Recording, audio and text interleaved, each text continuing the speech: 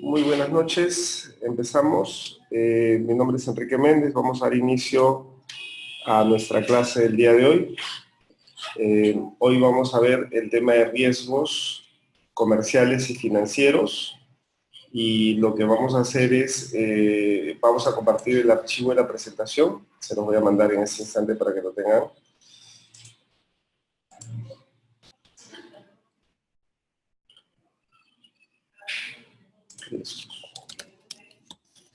Y vamos a trabajar algunos links también acá en la pantalla. Bien, entonces, vamos a iniciar. Acá vamos.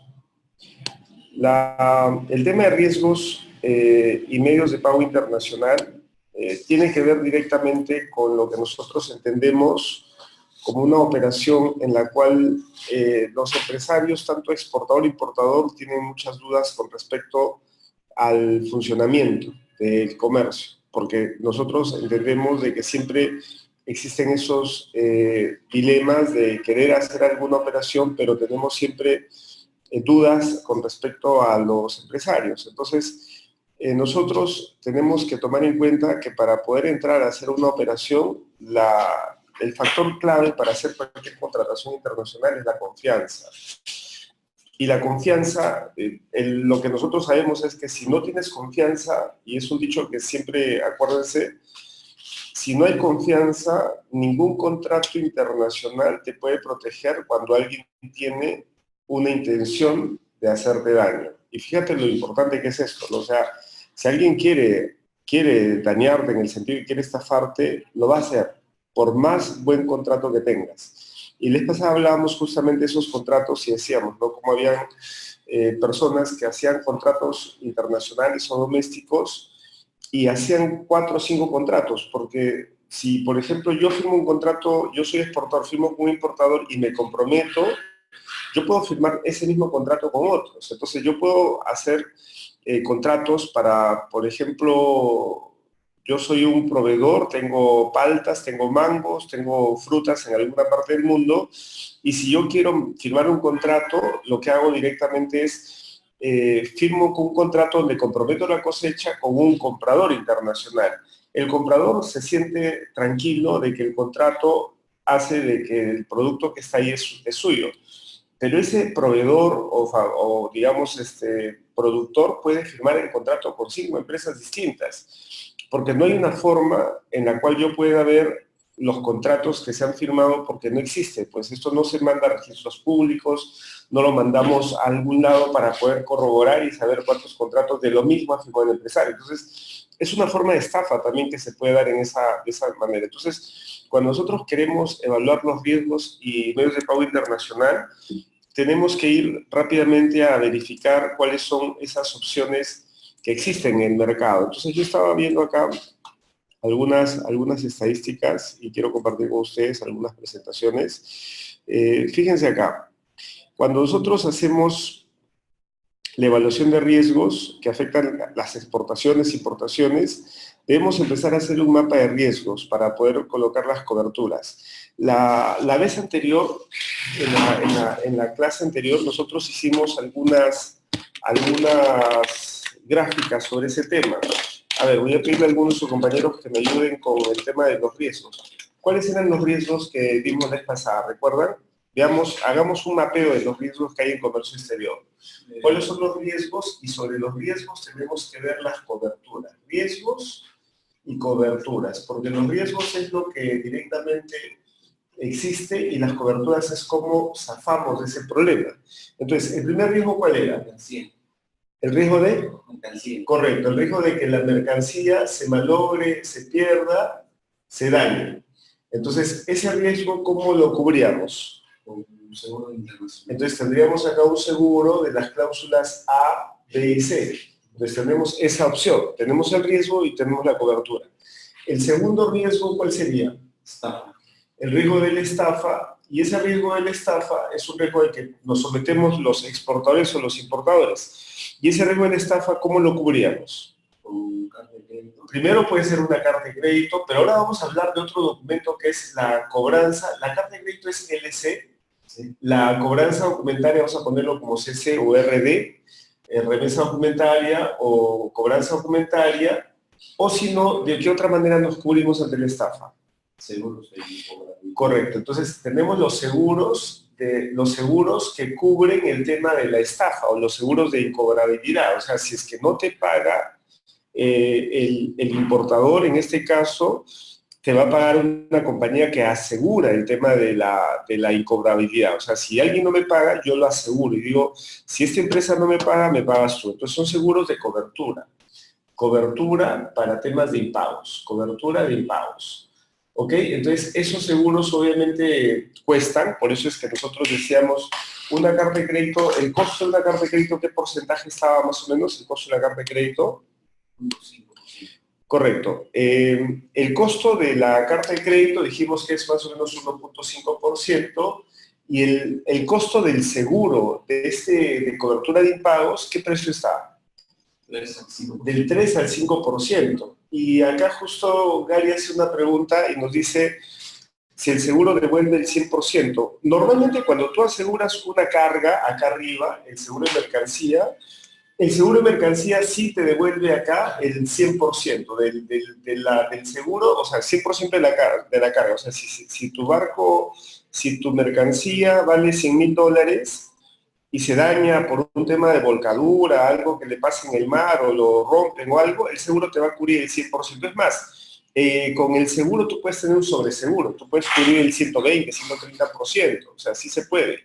Pero cuando hablamos del tema de las estafas, en la carta de crédito el banco sí te devuelve el 100%, pero los seguros de cobertura de impagos, ellos sí, por alguna razón, no te devuelven el 100%. Eso está en las mismas páginas. Entonces, ahí nosotros podemos entrar, una página que vimos para que vean el tema es COFACE, que es una empresa privada que te da ese servicio.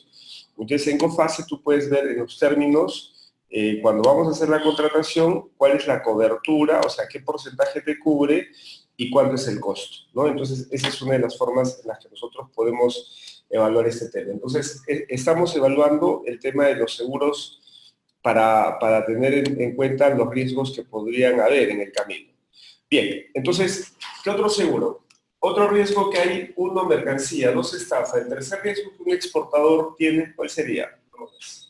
El tema de drogas, y ese riesgo de drogas es serio, porque en el tema de drogas nosotros tenemos que evitar comprometernos, porque no somos nosotros empresas que transportamos drogas, pero sin embargo, si hubiera alguna intromisión de drogas en el camino, lo que tenemos es que hacer que nosotros no tengamos la culpa de lo que hay con el caso que se evalúe. Y para eso usamos un certificado que es el BAS, que en el Perú se usa mucho el BAS, que es un certificado cuya normativa o lineamientos implica tener protección, tanto para el exportador, para el transportista, para los empleados. Entonces, yo tengo cosas básicas como la huella digital de los empleados, las cámaras en la parte del embarque, tengo los precintos de seguridad para el tema de la mercancía que va en vía terrestre. Entonces, esos son aspectos de seguridad que evitaría que en caso mañana hubiera algún problema de drogas y de pronto me llamen a mí como representante legal de la empresa, yo diga, yo no fui, yo no he sido el culpable, pero sí defina bajo esta estructura de verificación y puntos críticos dónde pudo haberse generado el problema y quién ha sido el responsable. Si yo indico quién ha sido el responsable, lo más seguro es que yo no tenga que correr con la pena, pero si no lo hago, sí voy a tener que asumirla. Entonces, ese es el tema de drogas, mercancía, estafa, drogas. ¿Cuál era el cuarto riesgo que había acá? Correcto. Los riesgos de entendimiento, que es el cuarto riesgo que veíamos acá, entendimiento, tiene que ver directamente con el hecho de no entendernos, como dice el concepto, entre el comprador y el vendedor. Y estos riesgos de entendimiento pueden darse por razones simples como el idioma, pero también tienen que darse por el tema del argot que se usa en comercio internacional. O sea, nosotros cuando usamos un argot, lo normal es que los que están dentro del medio entiendan y los que no están dentro del medio puedan entender otra cosa distinta. Entonces, para evitar esa interpretación de lo que uno dice, tenemos que usar estándares internacionales. Y en esos estándares internacionales, mucho de lo que hacemos en comercio internacional es Cámara de Comercio Internacional, o la ICC, la International Chamber of Commerce, y este ICC, ¿qué es lo que tiene? Tiene contratos, la ICC tiene distintas normativas, tiene ya mucho tema del comercio internacional está parametrado. Por ejemplo, la Carta de Crédito es Cámara de Comercio Internacional, Incoter es Cámara de Comercio Internacional. Los 52 contratos que hay en comercio internacional vienen de ellos, de la Cámara de Comercio Internacional. Entonces, esto me da a mí una posibilidad de evitar el hecho de decir mañana, entrar en una disputa, en un litigio, porque no lo entendí o él no me entendió. Entonces, evitamos el riesgo a través de el tema de los contratos basados en cláusulas internacionales conocidas, donde independientemente a que yo pueda tener un patrón de interpretación y el importador otro, hay una sola interpretación por la Cámara de Comercio, es la que va a valer finalmente ante una disputa, ante un arbitraje. ¿Algún otro riesgo adicional habrá acá? Acá sí hay un riesgo, hay un par de riesgos adicionales, porque ahora vamos a avanzar en ese tema, y uno tiene que ver con el tipo de cambio. En comercio internacional, el tipo de cambio es un factor que va cambiando por el tema de las crisis internacionales, sobre todo. Entonces, por ejemplo, si nosotros vamos viendo ahora lo que es el tema de lo que está pasando con China y Estados Unidos, ¿ustedes están al tanto? ¿Están al tanto de lo que está pasando en China con Estados Unidos? Sí. ¿Qué está pasando? Una guerra comercial. Una guerra comercial declarada. ¿Eso cómo va a impactar en los mercados internacionales? ¿Qué ha pasado con la bolsa de valores ahorita, en todo el mundo? Las acciones se han caído. ¿Y por qué se caen las acciones? Porque el tema de hay mucha incertidumbre. Mucha incertidumbre. O sea, las expectativas de las empresas ante una amenaza de una guerra comercial, bloqueos, sanciones, etcétera, hacen de que sencillamente los empresarios se retraigan. Ahora, algunos commodities han subido, como el oro, por ejemplo, el oro ha subido, pero pocos commodities han subido y la mayoría se ha desplomado, y estamos entrando en un proceso que ya de una u otra manera es un ciclo económico, un ciclo financiero que ya está más o menos estructurado, ¿no? Dentro de lo que no se espera y está estructurado. Es decir, los que están en bolsa de valores ahora están súper preocupados de lo que está pasando y obviamente prevén de que esto no va a terminar ahora. Esto tiene para rato. Entonces, ese riesgo de tipo de cambio hace de que nosotros tengamos que tener coberturas, porque el tipo de cambio hoy día, que puede estar dólar sol, dólar peso, dólar cualquier moneda, euro, hace de que nosotros cobremos el dinero en una moneda distinta de la moneda que usamos. Entonces, si hoy yo necesito soles para pagar la planilla, para pagar los impuestos acá en el Perú, yo voy a cobrar en dólares. Entonces tengo que tener un patrón de conversión, y como las operaciones de comercio exterior no son spot, sino son forward hacia adelante, entonces tengo que tener una cobertura para que hacia adelante no me afecte, negativo o positivamente. Entonces, ante eso, ¿qué hacemos? Acá en tipos de cambio tenemos lo que son las opciones de tipo de cambio, y tenemos los famosos forward de tipo de cambio. Que si los tipos de cambio de hoy día el tipo de cambio, ¿cómo le llaman al tipo de cambio de hoy? Es el tipo de cambio, le dicen spot, el tipo de cambio del día. Ese tipo de cambio del día varía, pero el tipo de cambio forward, yo puedo fijar tipos de cambio forward de acá a la fecha que quiera, de acá a 30 días, 90 días, 180 días. Y ese contrato forward implica que me van a respetar el tipo de cambio futuro, y yo hago un contrato con el banco. Y yo digo, banco, fijemos una tasa futura, así que pase lo que pase, tú me vas a pagar a mí ese cambio, y yo me comprometo en pagarte una comisión por ese servicio. Entonces compro la tasa de cambio futura. Y ustedes dirán, pero los bancos van a perder dinero en ocasiones de que el tipo de cambio se mueva. No, porque el banco lo que hace es mete este tema del tipo de cambio a un mercado de divisas, un mercado forex, y en ese mercado se desprende. Alguien compra el vende y ya está, se acabó la especulación. Y los bancos coberturan de esa manera sus operaciones. Por eso, ese tipo de cambio forward que por lo general pasa cuando haces una exportación y para un largo plazo que te va a ser pagado con crédito, porque en caso que el dólar sube o baje ya no te afecta a ti. Exacto. Porque ya calculas cuánto es tu margen de ganancia que deberías tener una presión. Sí, o sea, 60 días, 90 días. Lo que pasa es que tú como exportador sabes los pagos que tienes que hacer. O sea, sabes que en 90 días, sabes que tienes que pagar planillas, tienes que pagar a los proveedores, tienes que pagar los impuestos. Y normalmente las operaciones de comercio exterior, desde que empiezan hasta que se cobran, ¿cuánto tiempo puede pasar? Desde que tú empiezas una, o sea, ahorita vamos a hacer una exportación.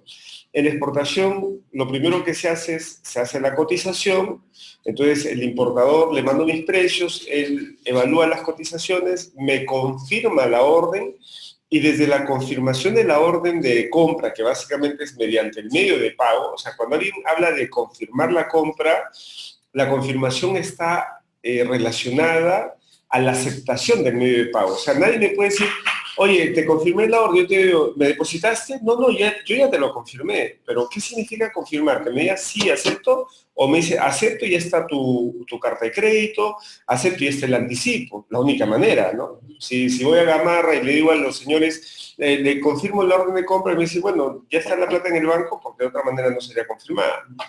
Entonces, a partir de ese momento en el que se confirma la orden de compra, ¿cuánto tiempo va a pasar hasta que tengas el dinero en tu cuenta, en una operación de exportación? Y dependiendo de si hay... Aproximadamente, dame un promedio. Días, 90, 30, 90 días. Puede ser 90 días a más, o sea, puede ser 90 sería 3 meses a 6 meses. ¿Por qué te lo digo? Porque solamente la exportación marítima te puede demorar 30 días. Si va a China, 30 días. Si va a España, puede ser 28 días. O sea, ¿me entiendes? Entonces ya, si son 28 días Europa y de pronto súmale 7 días acá en el Perú, súmale, o sea, 7 días haciendo aduanas, súmale 3 días haciendo aduanas del otro lado. Entonces, si le vas sumando todas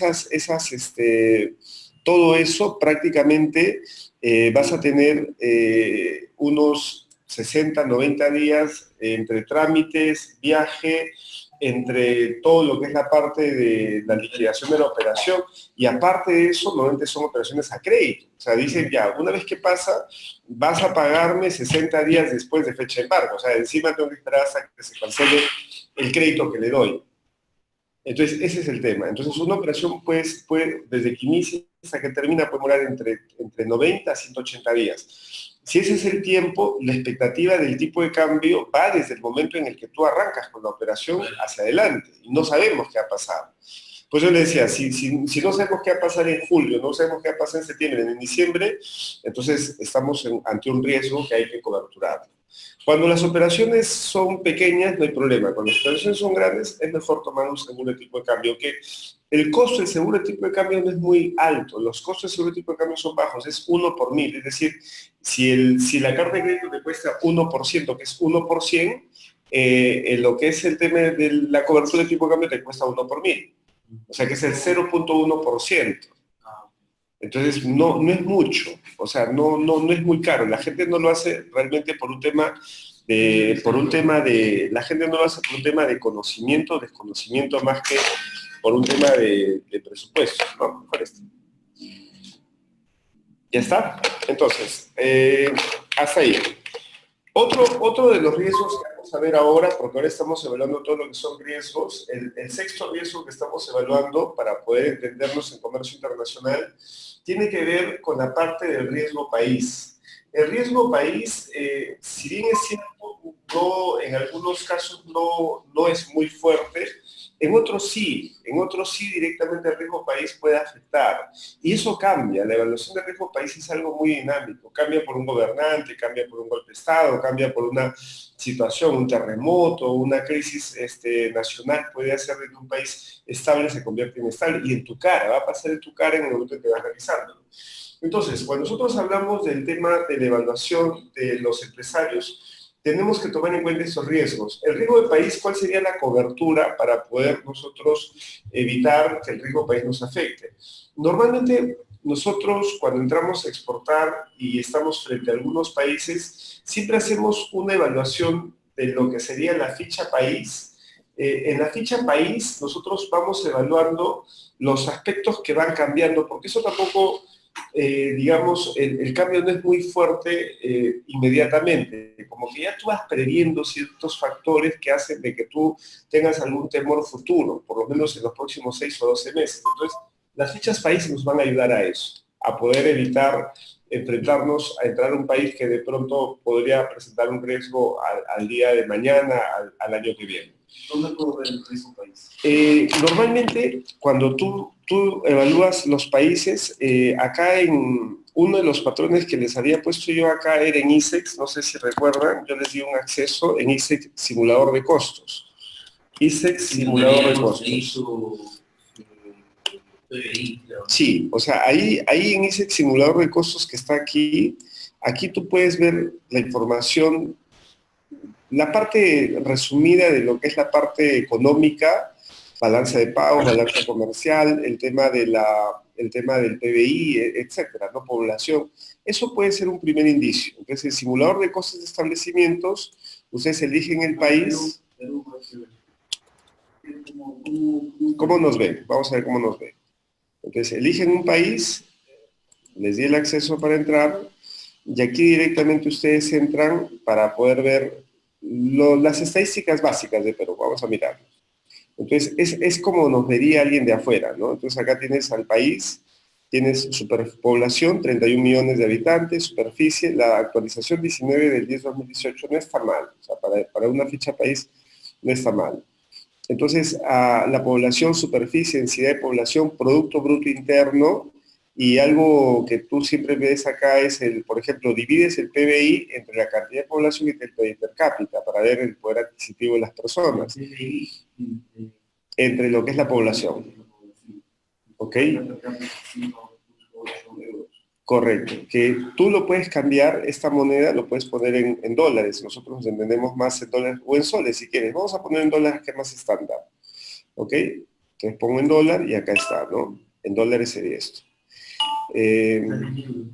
Vamos a ver si cambia, si no en soles.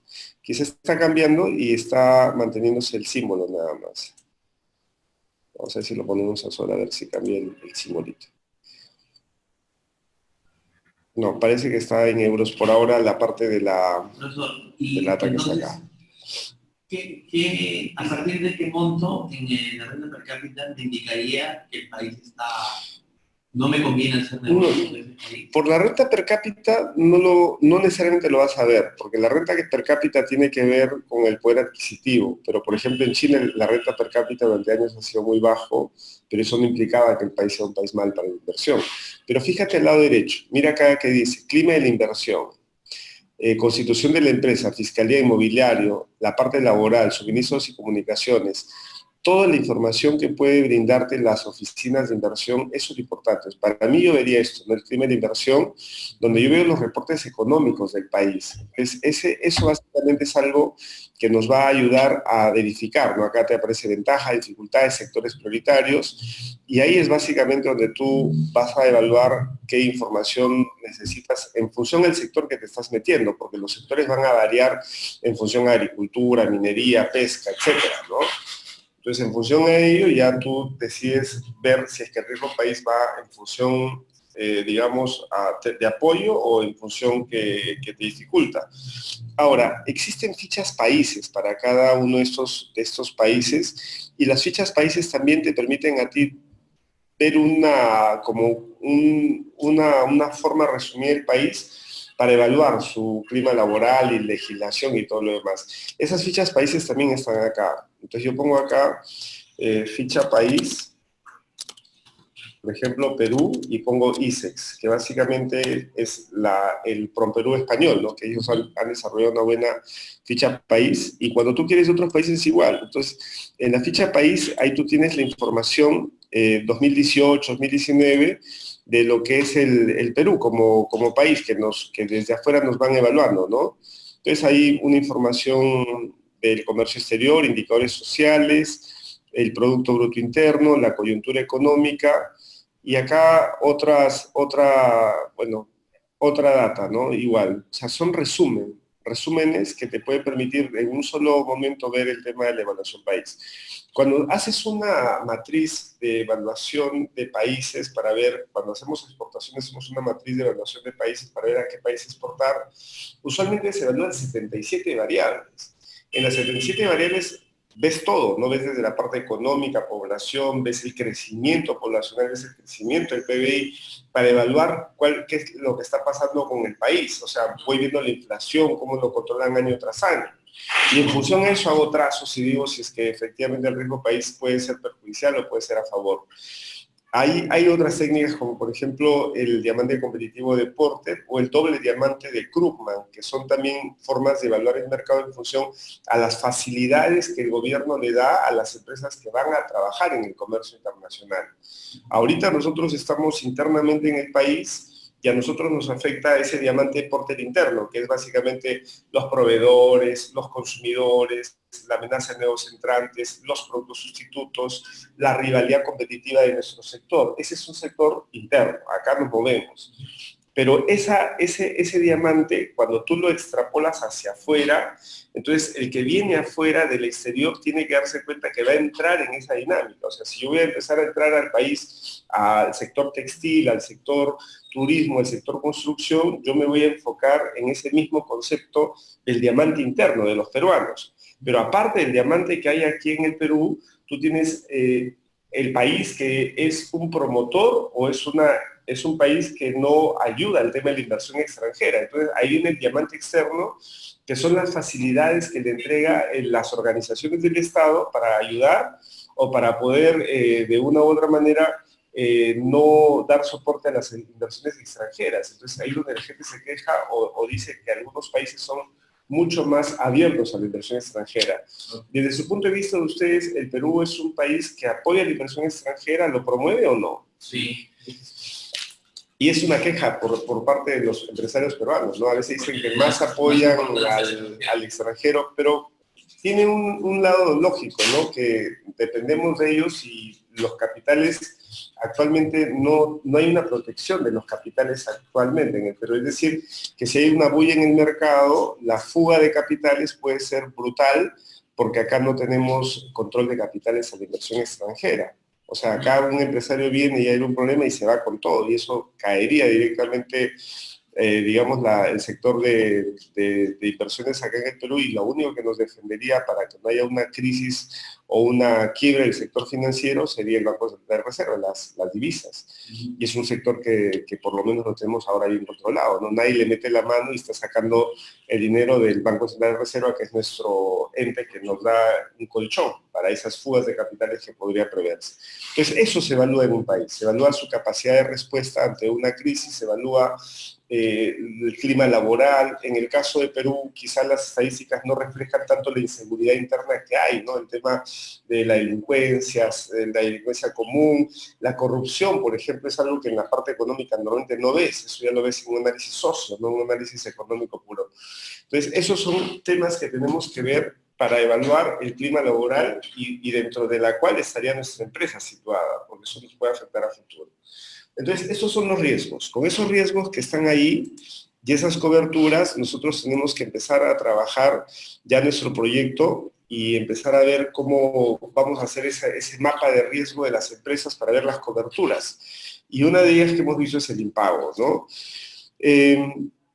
Nosotros, por ejemplo, cuando vemos el tema de las coberturas, y acá hemos hablado de esto en la clase anterior, nosotros decimos, ya, ¿qué es lo que hacemos en comercio internacional? En comercio internacional tenemos que actuar en función al grado de riesgo que observemos. O sea, si el grado de riesgo que observamos es alto, los costos para coberturar ese riesgo van a ser equivalentes. Entonces, si quieres meterte, ¿no? Entonces, hay un dicho que dice que a más riesgo, ¿qué es lo que tienes que exigir tú?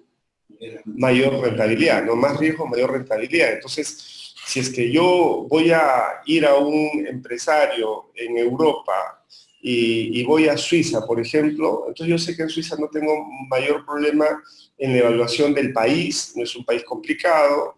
El empresario lo puedo revisar porque tengo la información muy abierta, es un país que tiene información abierta, puedo buscar con Dan Ambras información y verificarlo, pero entonces, si es que ahí hago una evaluación de riesgos bajo, probablemente negocie la rentabilidad y no voy a recargar la operación en garantías, ¿no? O sea, no voy a recargar la operación en garantías de la mercancía, de estafas, de droga, entendimiento, tipo de cambio. Entonces, todos esos sobrecostos se bajarían por el hecho de que el empresario no me representa un riesgo mayor. Sin embargo, si yo voy a un país que, por ejemplo, puede ser, no sé, mira, España todavía sigue en una crisis, puede ser Italia, también sigue en crisis, o puede ser, por ejemplo, un empresario que me llame de Arabia Saudita, ¿no? Entonces, yo ahí tendría que evaluar estas premisas que estamos viendo, hacer un mapa de riesgos, y obviamente eso va a hacer que mi cobertura sea más alta para poder yo salir adelante. Entonces, yo traslado, la vez pasada decíamos, ¿no? Si yo tengo un empresario que me dice, Enrique, yo no voy a hacer una carta de crédito, no es mi forma de trabajar, yo te voy a pagar el 30% adelantado y el 70% te lo pago a 60 días fecha de embarque. Si me plantea a mí la operación de esa manera y yo sé que el empresario no quiere una carta de crédito, entonces yo lo que hago es entro directamente a Hoovers, verifico a la empresa, la meto a la empresa directamente a COFACE y en COFACE pido una línea de impago, es decir, le digo a COFACE, evalúame a ese empresario y quiero que tú veas si es que es un empresario que acredita o no un crédito para el tema del impago. Si COFACE me dice, sí, yo lo voy a asegurar y si él no te paga, yo te cubro, entonces yo me meto a la operación, pero COFACE me cobra el 3% o el 5%. Si la operación es $100.000, yo le respondo al importador y digo, mira, te voy a cobrar $105.000 y le traslado el riesgo. Y si no quiere tomar ese coste, sencillamente no voy con la operación, pero me da un chance de analizarlo, no cerrarlo en seco y decir, no, no va porque tú no quieres aceptar mis condiciones, negociamos. Esos $5.000 sí o sí no te paguen, o igual tienes que pagarle así te paguen o no te paguen. Es que es como que te digas, tú pagas un seguro de vida, te mueras o no te mueras. Si estás vivo, igual el seguro te sigue cobrando, porque es una póliza, es la prima. Sí. Entonces siempre te la va a cobrar. Y obviamente lo que se busca es que no se ejecute el seguro. Pues si se ejecuta ya te moriste. Si se ejecuta el seguro de impago es porque ya te estafaron. Y obviamente ellos evalúan que el riesgo de estafa sea mínima para poder entregártelo, porque si ellos ven que tu cliente tiene riesgo, no lo van a asegurar. Por eso es que mucha gente que va a COFACE a veces piensa que COFACE le va a hacer la chamba gratuita, es decir, manda 100 clientes y dice, bueno, evalúenme todos y dame quién va y con el que va yo cierro el contrato. Pero COFACE sabe que puede pasar esa situación, entonces ellos te van a cobrar la evaluación del cliente. Entonces dice, mira, este cliente de aquí, dime tú, antes de que te dé informe, ¿no? Si es que yo te doy un informe favorable, ¿tú lo vas a tomar? Sí, lo voy a tomar. Y si te doy un informe no favorable, ¿qué vas a hacer? No, no lo voy a tomar. Ok, pero si te doy un informe no favorable, entonces, y no lo vas a tomar, yo me he dado un trabajo de evaluarte y no va a tener un costo. Entonces, me vas a pagar ese informe y yo te doy tu informe no favorable. Y si es que el cliente es informe favorable, yo te descuento del monto que te voy a cobrar de la prima, de la póliza. ¿Se entiende, no? Entonces, de esa manera ellos no pierden, porque nadie va a evaluar gratis, porque si no lo van a usar como una especie de validador nada más, a ver, te disparo 100, a ver al que vaya y con él voy a cerrar un negocio. Entonces, eso ya está, ya ellos lo tienen ahí claro en ese modelo. Ok, entonces estamos acá. Entonces, los riesgos de comercio internacional, ya hemos hablado de esto, el compraventa internacional, que es el contrato, el riesgo comercial, que es este tema del impago, o sea, lo que ya hemos hablado, el riesgo país y el riesgo tipo de cambio, ¿no? Y nosotros lo que vimos la clase pasada es el tema de la carta de crédito. Recuerdan un poquito hablar de la carta de crédito. Y la carta de crédito como documento lo tomamos en cuenta porque es lo más seguro que hay en comercio. Pero la carta de crédito hemos dicho que depende mucho del importador, porque el importador es el que va a abrir la carta de crédito a nombre del exportador. Y para hacer la apertura de la carta de crédito, el importador lo que tiene que hacer es depositar el dinero al banco. Ese es el problema.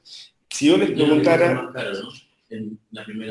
Claro, la carta de crédito, la emisión de la carta de crédito es más costosa que la negociación que hacemos acá. Entonces, si les preguntara, ¿quién se beneficia más con la carta de crédito? ¿El importador o el exportador?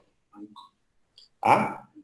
No, pues del banco ya ha dicho que cobra su comisión, pero ¿cuál de los dos? ¿El importador o el exportador? ¿Quién se beneficia más? El importador, porque está pidiendo crédito para pagar una mercadería.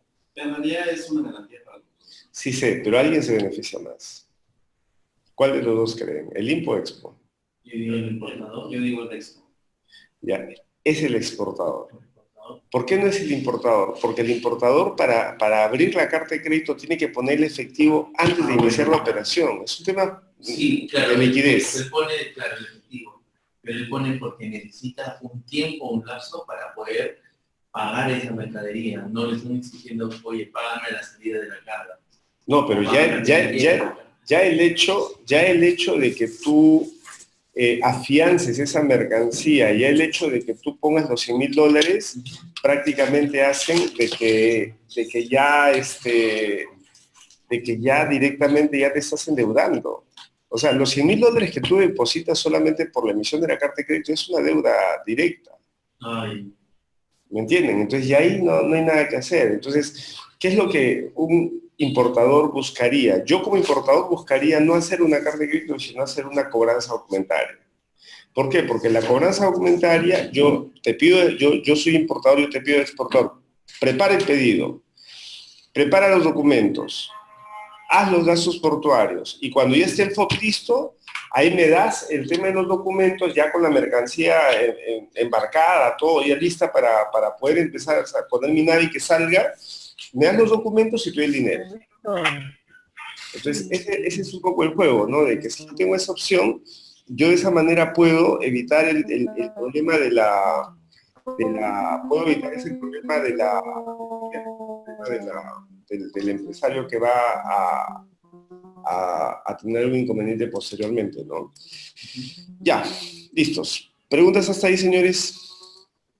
No. Un segundito para poder poner acá. Un minutito.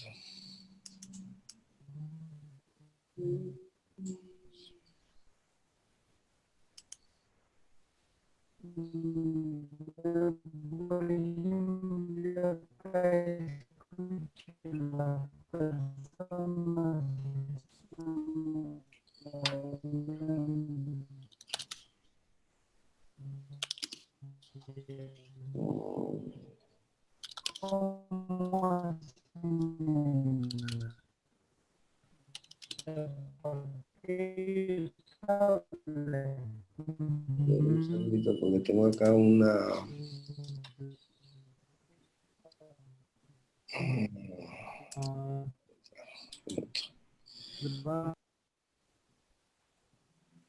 Un minuto.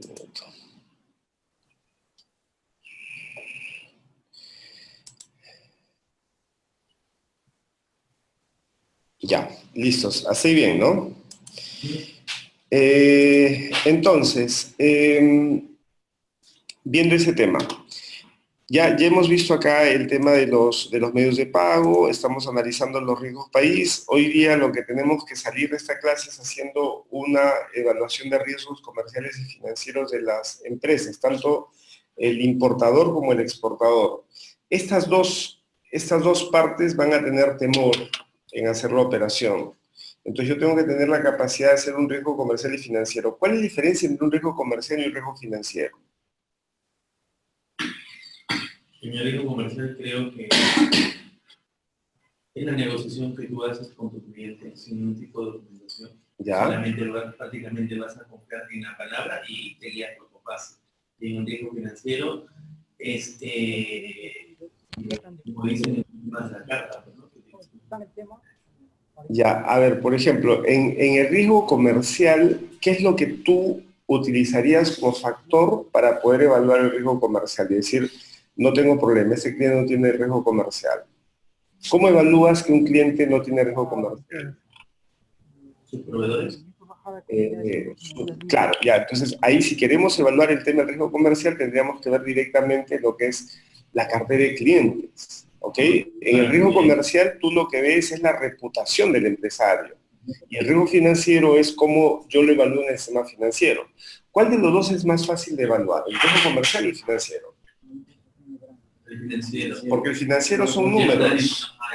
Porque yo entro acá, si quiero evaluar el riesgo financiero de la empresa, claro, entro acá a Dun & Bradstreet, DNB Perú, y acá entra Hoovers, ¿no? Que Hoovers nosotros hemos visto acá, Y en Hoovers yo entro y evalúo a la empresa. Y en todo el mundo. Y el tema de Hoovers, ustedes saben que la tarifa puede costar entre 100 a 250 dólares cada perfil. Y ahí está. En el riesgo financiero yo no tengo mayor problema. O sea, las empresas un montón. ahí lo puedo evaluar. También cuatro prácticas del primer módulo. A ver, un segundito porque tengo que apagar los audios acá. Víctor, procura por favor desconectar tu audio para poder entendernos, porque se está filtrando acá. Desactiven sus audios, que no tengo el control desde mi PC. Si alguien de Camex está monitoreando, me ayuden, ¿sí? Gracias. Ya, entonces, sigamos. Entonces estamos hablando de que en Hoovers el riesgo financiero a nivel internacional lo podemos resolver. En Hoovers. Ahora, si yo quiero ver el riesgo comercial, ¿cómo hago? ¿Dónde encuentro yo la información de riesgo comercial? En su company profile. Los company profile, pero los company profile te los pueden editar, te pueden poner... compañías que él dice que, por ejemplo, yo pongo mi company profile, que tengo mi cliente, o sea, Gloria, Adidas. Ok, sí, exacto. Si te dan referencias comerciales, como un currículum vitae, si me dan referencias comerciales y me permiten llamar y decirle, hola, mira, Bacus, tú me dicen que tú trabajas, sí, de años y no hay problema, suficiente para mí. Como en un currículum tú vas y te dicen, yo trabajaba en la SUNAT, llamo y sí, el señor ha sido excelente, listo, me quedo tranquilo. Esa es una forma de ver el riesgo comercial. Pero si las empresas no te quieren dar la información, ¿cómo yo evaluaría el tema del riesgo comercial? Porque también hay empresas que no te dan la cartera de clientes por un tema de riesgo, ¿no? Piensa que le vas a quitar, lo cual es absurdo, porque fíjense esta herramienta. Miren acá, Panjiva. Habíamos hablado de Panjiva la vez pasada, ¿recuerdan?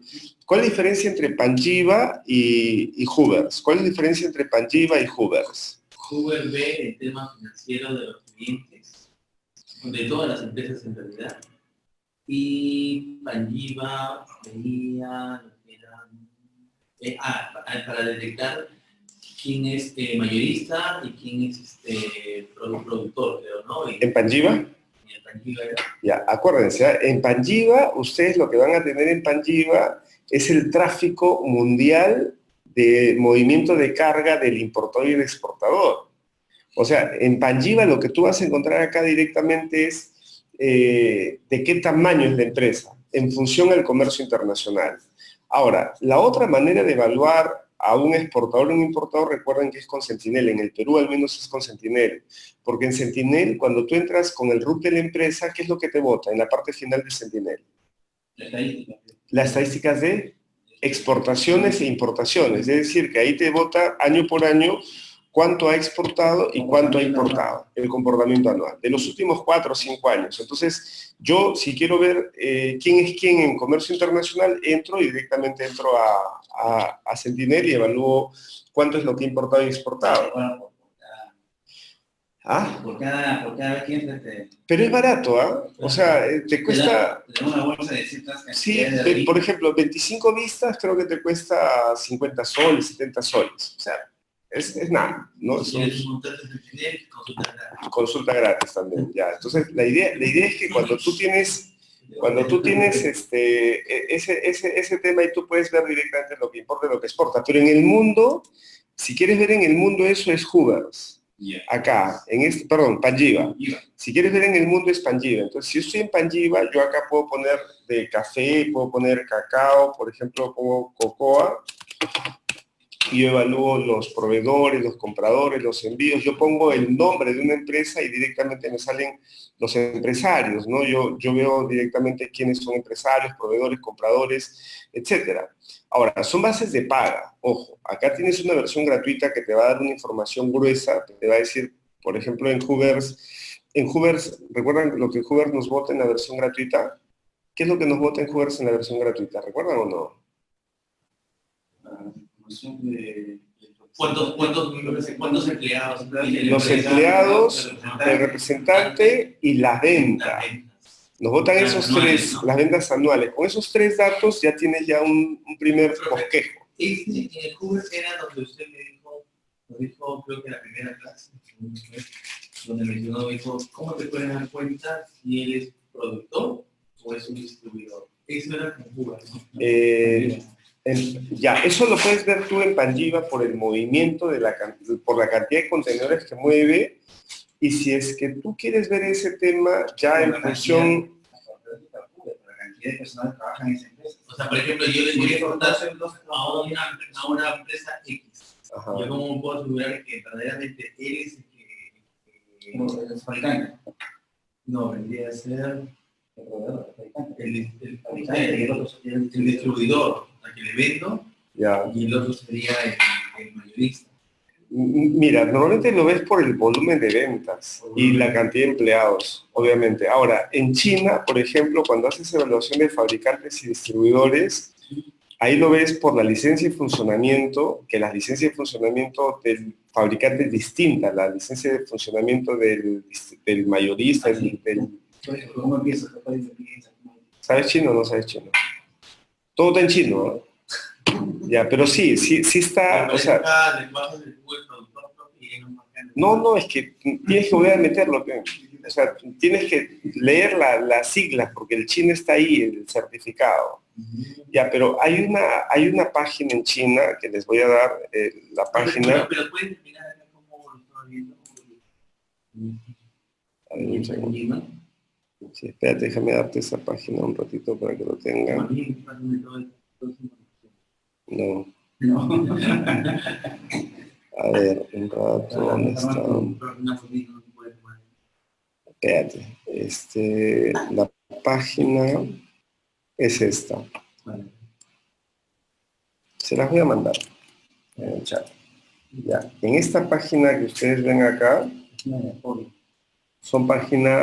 esa página les va a dar la información de lo que la empresa, de las empresas en China. Esta página es como la empresa que da información de créditos y de información del estado de la empresa en China. Es como su central de riesgos de China.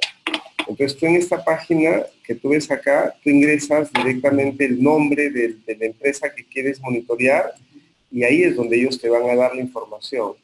Entonces, cuando tú entras a ver la información de estas empresas, ahí dice, ¿no? National Enterprise Credit Information Publicity System. Entonces, ahí, ¿qué es lo que tú ves acá? Estas son las licencias que tiene el chino.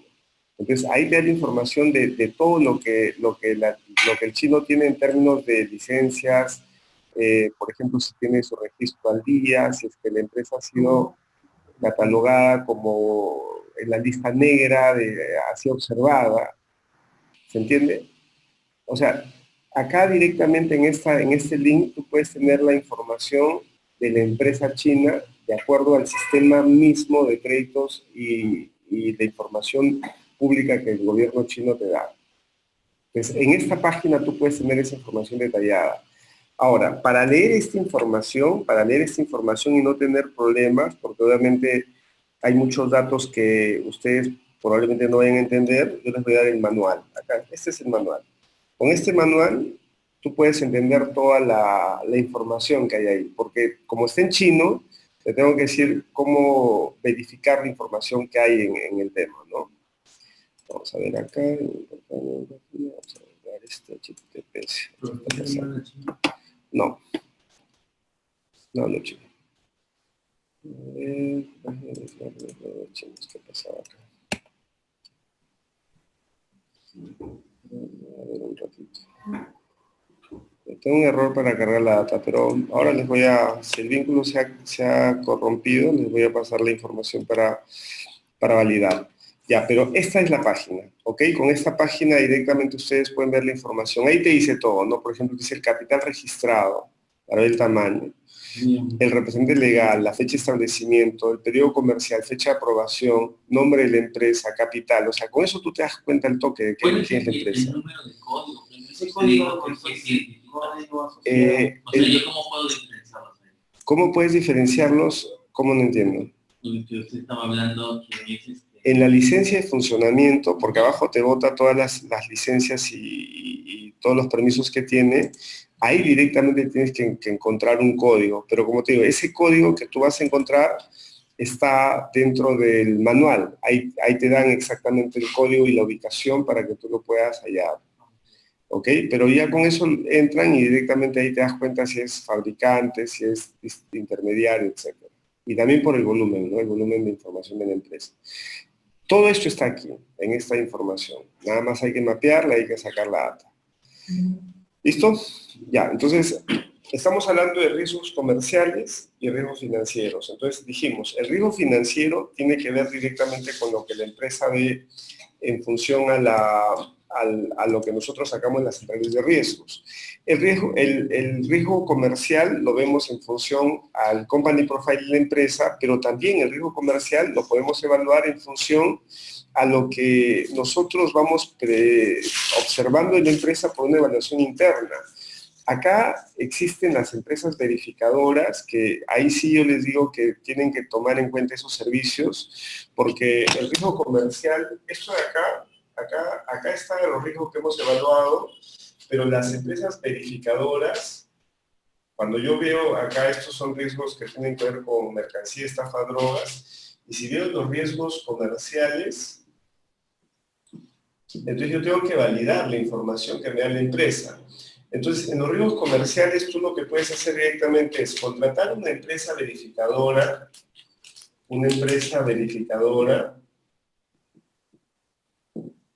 o si no, tienes un veedor, ¿ya? Entonces, ¿qué cosa es esto?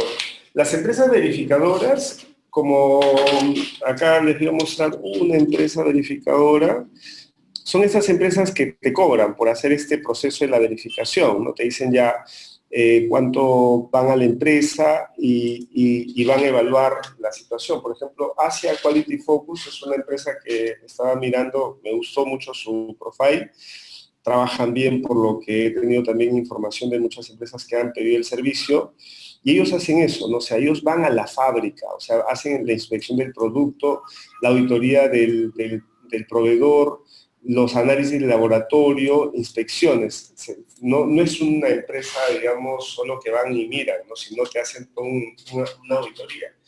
Y el veedor es la persona que tú puedes contratar.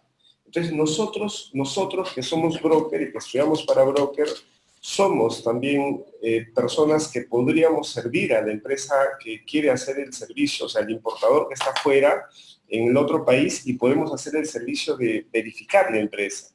Solo que tenemos que tener un protocolo de auditoría, ¿no? Cuando vamos a la empresa no vamos y tomamos fotitos, sino hay que hacer una validación seria, pues desde el momento en el que vas a la empresa y evalúas ¿cómo te das cuenta si una empresa está por quebrar? Así nada más, sí pasa. Ya, pero sin los estados financieros. ¿Cómo te das cuenta mirando a la empresa si la empresa está a punto de quebrar? Por las cosas que están en la empresa ya no tienen, no están. O sea, por ejemplo, solo analiza la infraestructura. Si la infraestructura, tú ves las computadoras que no las renuevan, si ves que el espacio ya está desordenado, envejecido, el personal, la motivación también lo percibes, el clima laboral cuando entras, el auditor toma en cuenta de todo eso. Desde el momento en el que él mira hacia afuera y está entrando, está observando todo. Por eso dicen que cuando hay una auditoría, si quieres evitar algún problema, todos tienen que borrar sus cosas. Nada de desorden, porque los auditores, el desorden es la primera fuente de auditoría. Pues vienen a hacer auditoría, por ejemplo, nosotros hemos hecho auditoría en ISO 9001, y cuando entramos los auditores en la empresa, lo primero que observo son esas cosas, las bandejas de entrada y salida. Porque siempre te dan procedimiento, protocolo, todo va bien, te dicen, ¿no? Pero cuando ves las bandejas de entrada, ves facturas, contratos, todo lo que dice que su sistema tendría que estar reglamentado, están ahí tirados. Entonces, esa es quiebra del sistema de control. ¿Me entiendes? Entonces, entro a una computadora y me muestran una carpeta, pero yo no veo la carpeta, veo toda la computadora y digo, a ver, muéstrame cómo organizan tus archivos, a ver dónde están tus... Y ahí voy evaluando si es que la empresa toma en cuenta ese sistema de control y no solamente lo han puesto como hay que pasar y muestran esta carpetita. Yo veo todo completo. Entonces, de esa manera evalúo si es que la empresa va bien o no. Entonces, nosotros cuando vamos a ser veedores de una empresa importadora, tenemos que hacer un checklist de los aspectos que tengo que evaluar, desde tomar la foto de la empresa, mirar los activos de la empresa, hablar con algunas personas de la empresa, y no solamente con personas de la parte interna. También un auditor de afuera de la empresa puedes preguntar a los vecinos, preguntas a los vecinos, a la gente que está afuera, y dices, ¿y esta empresa hace cuánto tiempo está acá? Ellos te van a dar información porque viven ahí, ¿no? Los vecinos te van a decir, esta empresa acaba de mudarse, o esta empresa, no sé, hoy día que usted ha venido, han venido 30 personas, pero jamás vienen tantos carros. Usualmente hay un carrito nada más y se va y está abandonada. Hoy día se empezó a limpiar todo. La gente de afuera habla porque no tiene ningún interés. Ningún interés. Entonces, el auditor está atento. Luego, hacer la llamada telefónica, lo que llaman el mystery chopper. ¿Has escuchado esa técnica? Exacto. El mystery chopper es eso. El mystery chopper lo que hace directamente es un cliente que está mandado por un competidor o si no por el deudor. Entonces, si es una empresa que vende algo, yo voy a hacer una compra porque dicen que venden, ¿no? Por eso es que cuando ustedes son brokers y lo que tú me preguntaste, ¿no? Si tú vas a venderle a un distribuidor o a un mayorista, tú sabes el precio al que le vendes, porque él negocia ese precio y yo tengo mi valor FOB o CIF, y sé que del CIF él lo recibe y desaduanando va a tenerlo a tal precio, lo va a tener en $120,000 el producto. ¿Está bien? Entonces, él te ha luchado el tema del margen de ganancia, o sea, él ha peleado para que te dé un 10%, 15% y no ganes más porque supuestamente no da más. Entonces, tú has cerrado el negocio, pero tú siempre en tu negociación dices, pero ya, yo le vendí a $120,000, pero ¿cuánto es el precio al que él vende el producto? Porque depende de eso, es donde tú ves el margen de ganancia. Si lo recibe a 120, si sabes a cuánto lo vende, tú puedes saber bien claro cuánto está ganando él, porque sabes que no hay más. O sea, tú entras a su página y ves tu producto, o sea, el embolsado es exactamente el mismo. Es más, algunos clientes te mandan a hacer el código de barra y todo con ustedes con el código de barra listo, para que tú solamente pases al supermercado y ya está. ¿Cómo sabes cuánto es lo que la empresa margina? Porque si tú tuvieras esa información, tú te negocias mejor, porque una cosa es que me digan, no, mira, yo te voy a pagar $120,000 por nada mi margen. Yo digo, pero si tú ganas tanto, ¿cómo no va a dar tu margen? ¿Cómo sabes esa información? Llamando a la empresa. ¿Y qué le dices a la empresa? Que estás interesado en el producto, que necesito que tengas una cotización. Entonces, ¿como quién te haces pasar? Ya, pero para hacerte pasar como un cliente, si estás en Italia, tienes que hacer ¿qué cosa? Porque obviamente ellos están distribuyendo allá, ¿se entiende? ¿No? Y si estás en Arabia Saudita, tienes que hacerte pasar o tienes que encargar a alguien allá, el veedor que puedes tener allá, tu socio o un empresario, que haga ese proceso, porque tiene que ser creíble para que él dé la cotización. Ahora, una forma de hacerlo también es que la empresa que llame a la empresa que tú vas a evaluar, sea alguien que sea un broker. ¿Por qué razón? Porque los brokers, cuando yo soy broker y llamo a una empresa y le digo, hola, quiero que me des o sea, yo estoy en Europa y le digo a un empresario que tiene, no sé, pues quinoa peruana, ¿no? Y él distribuye por pallets. Quiero un pallet de quinoa, yo sé que usted está en Ámsterdam y quiero llevarlo a España. ¿Cuánto me sale el pallet de quinoa? Y el empresario me dice, pero no te encuentro, o sea, no veo tu RUC, no veo tu razón social. ¿Quién eres tú? Yo le digo, yo soy un broker y estoy trabajando para un cliente acá en España y quiero tu costo. Porque los brokers no reflejan su cliente hasta que la operación se cierra. Sería tonto yo decirle, mi cliente está dando la data, porque si no cierra la operación, él se va de frente, ¿no? Y no tengo la confianza. Entonces, es una buena manera en la cual yo le puedo pedir información con un Gmail, con un correo Hotmail, con un correo personal, sin presentarme, sin darle más. Ahora, ellos tienen la posibilidad de decirte, tomo el riesgo y te doy los precios, o sencillamente pierdo la opción de venta. Porque no, yo le doy solamente a empresarios que cumplen tal requisito, ya bueno, eso es tu tema. ¿Se entiende, no? Pero siempre podemos llegar a la posibilidad de conseguir los precios de las empresas. Con eso, tú sabes que él lo vende a 150, te ha comprado 120, está ganando 30. Esos 30 tienes que hablar si es un 30 razonable en función de lo que tú estás negociando, es un 30 muy alto, muy bajo. ¿Está bien? Entonces se puede hacer eso. Entonces, ese es el tema de lo que sería el análisis comercial. El riesgo comercial tiene que ver con verificar en la empresa, pero la verificación no es documentaria como lo hacemos en la parte financiera, que estado financiero, la venta y eso, sino la verificación básicamente es visual, es la cartera de clientes. Es una verificación en función a la gente que lo rodea, esos stakeholders que siempre hablamos, ¿no? Hay que hablar con el proveedor, los proveedores de esta empresa, hay que hablar con los clientes de esta empresa, hay que ver las empresas competidoras que directamente están con ellos y en función de eso yo doy un informe y digo cómo es el perfil comercial de la empresa con la que voy a trabajar. ¿Cuánto te cobra esto? ¿Cuánto crees que salga una verificación? Suelten números. ¿Cuánto te sale una verificación de este tipo? ¿En porcentaje o no? Porcentaje. O sea, si tú quieres, si tú, por ejemplo, quieres verificar un comprador en Italia, ¿cuánto te va a salir? Porque el comprador, o sea, yo lo puedo evaluar al comprador por Hoovers, lo puedo evaluar por Panjiva, puedo evaluar por su ficha, puedo hacer el tema de compra de Mystery Shopper y llamarlo y hacer una venta simulada, una compra simulada para ver cómo responde. En función de eso digo, oye, sí, se responde, y tiene gente y todo lo demás. No es una empresa que me compres para que la venda, entonces ahí yo sé con quién estoy trabajando, entonces yo ya me adelanto. Pero ¿cuánto cuesta la verificación? Si tú tuvieras que pagarle a alguien para que te verifique el comprador, vaya a la empresa y verifique que es seria porque ellos quieren que le manden la mercancía y luego te van a pagar. En porcentaje. Mira, es más que eso, 5% usualmente. Igual que una intermediación puede ser. Sí. Ahora, no del valor negociado también puede ser. Es alto. Ahora, obviamente va a depender mucho del volumen, ¿no? Si la operación es muy grande, puede que el porcentaje baje. Pero usualmente lo que se tiene que entender es que esta verificación, a diferencia del brokeraje, esta verificación es una sola vez. El brokeraje es por años. O sea, recuerda que un contrato de agenciamiento comercial o de brokeraje tú lo manejas por 12 meses. Y esto es un spot, nada más toma y está, chao, yo no te voy a contratar más. Ya la situación de la empresa puede variar, pero no es tan inmediata. Ya me dice mi certificado, mi constancia de inspección y ahí queda. ¿Se entiende? Entonces vuelve a tirar, claro, es un cobro único, vuelve a tirar pluma. Entonces acá en el seguro de la mercancía, acá tienes 0.8%. En el seguro de estafa tienes entre 1.5%, 3%, 5%. En el certificado antidrogas del VAS tienes acá por lo menos unos $1.000 que hay que implementar. ¿Okay?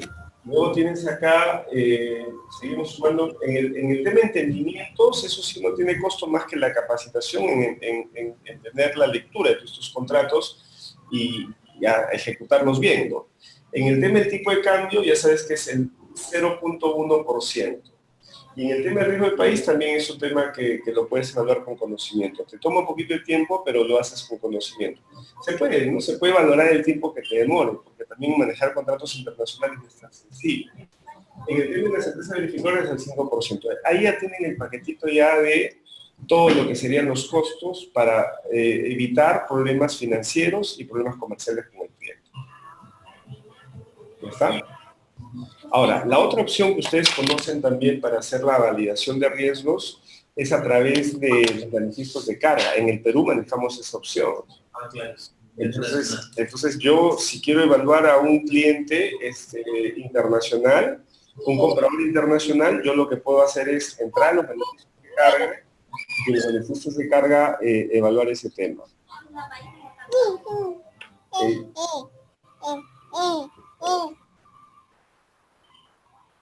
A ver, vamos a... No estoy teniendo control de la...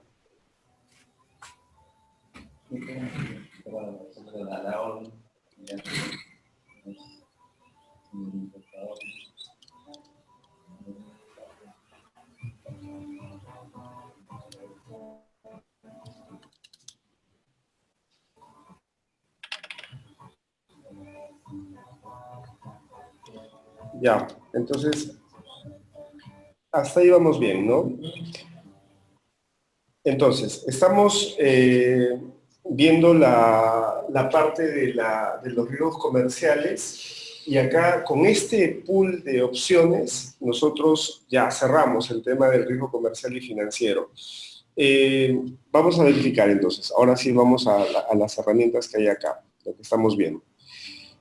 Entonces, cuando ya hacemos esto, ya tenemos una posibilidad de evaluar a las empresas, tanto compraventa, riesgo comercial, país, tipo de cambio.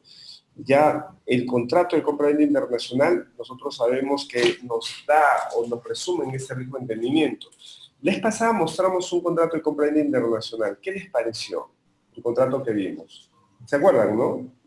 El contrato internacional de la Cámara de Comercio Internacional. Vamos a ponerlo para que lo vean y lo revisamos rápido. Pero lo que quiero que entiendan es que en el contrato de compraventa internacional, en ese contrato resumimos todo. O sea, todo lo que hemos hablado de comercio exterior está ahí. ¿Por qué razón? Porque es como cuando nosotros hablamos de un contrato. ¿Ustedes han escuchado lo que es un convenio marco, un convenio específico? Cuando tú vas a entenderte con un empresario, usualmente el convenio marco es genérico. Y el convenio específico ya te habla de la operación en sí. Entonces, cuando nosotros hacemos un contrato internacional, acá les muestro el modelo de contrato, este contrato sería un contrato llamado marco. Es decir, cuando tú vas a hacer una negociación con un empresario internacional y quieres evitar ese riesgo de entendimiento, que se entienda o no, yo firmo un contrato de compraventa internacional que enmarca todas las operaciones. Y después de ese contrato internacional, ya cada uno es una orden de compra. Y la orden de compra es particular. No sé si me entienden. En base al contrato. ¿Me siguen o no? ¿Por qué razón? Porque en el contrato, las cláusulas generales están acá.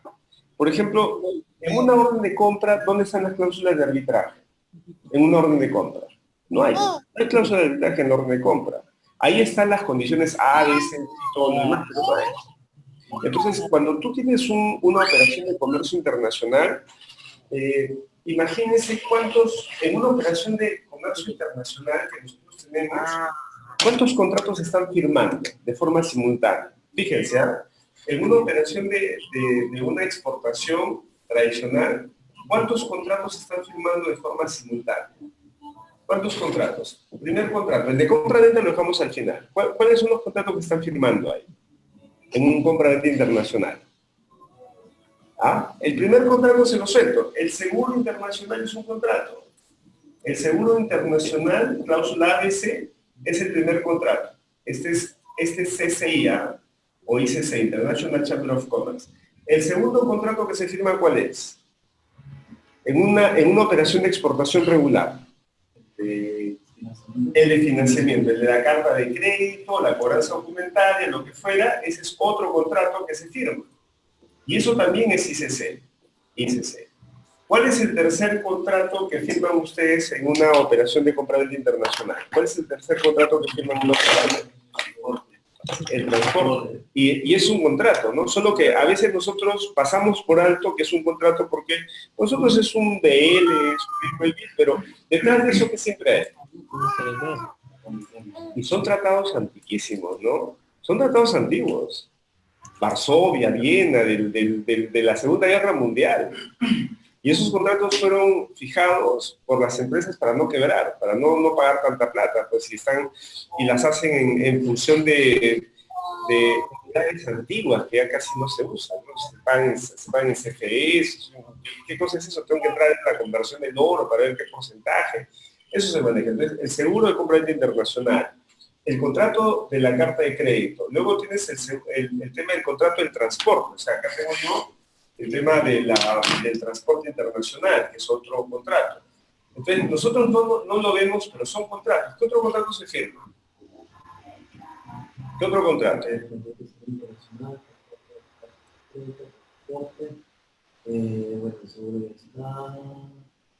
Piensen, ¿qué otro contrato se firma? Mira, si entonces aquí está firmando una carta de crédito, ya no necesitarías utilizar lo que es las entidades verificadoras. Ya no, recuerda que la carta de crédito, ¿qué tipo de seguro es? ¿Comercial o financiero? Financiero, la carta comercial. Exacto. O sea, con la carta de crédito tienes tú el seguro financiero. Pero si tú quieres un seguro comercial, haces tu verificación. Pues acá puede ser un contrato con la verificadora. Definiendo contrato. Dentro de las operaciones de comercio internacional, no todas las operaciones son de una sola operación. Hay operaciones que son recurrentes. Entonces, por ejemplo, cuando hago operaciones, ya existen contratos comerciales, contratos de comercialización, que ustedes los han visto, pero a veces nosotros no le damos el peso legal. Esos contratos de comercialización pueden ser, por ejemplo, contratos de distribución exclusiva. ¿Han escuchado esto? Así, sí. Es un contrato. El importador te dice te voy a comprar cierta cantidad de productos, ciertos lotes, pero eso sí solamente vende. Solamente a mí, distribución exclusiva. Esto está asociado siempre a un mínimo, ¿no? Si llegas al mínimo, el contrato. Si bajas del mínimo, se desaparece. Pero también hay contratos de distribución exclusiva. ¿Qué otro tipo de contratos hay? Representación comercial. Sí. Ese es otro contrato. La diferencia entre la distribución exclusiva y la representación comercial es que la representación comercial es básicamente la oficina de ventas. No, yo soy tu oficina de ventas. Tú me traes a mí o te lo vendo, a tu nombre. Te represento comercialmente. Puede ser consignación o sencillamente yo hago las operaciones y todo viene y se reparte. No es como yo soy este señor que viene a las bodeguitas y tomo la nota de venta, y ahí carga el contenedor y se reparte. No, es comercial. Distribución exclusiva, representación comercial, o puedo hacer un contrato un poco más serio y yo hago un contrato para ser subsidiaria o para ser subsidiaria de una filial. Subsidiaria. ¿Está bien? Vendría a ser como su ¿cómo se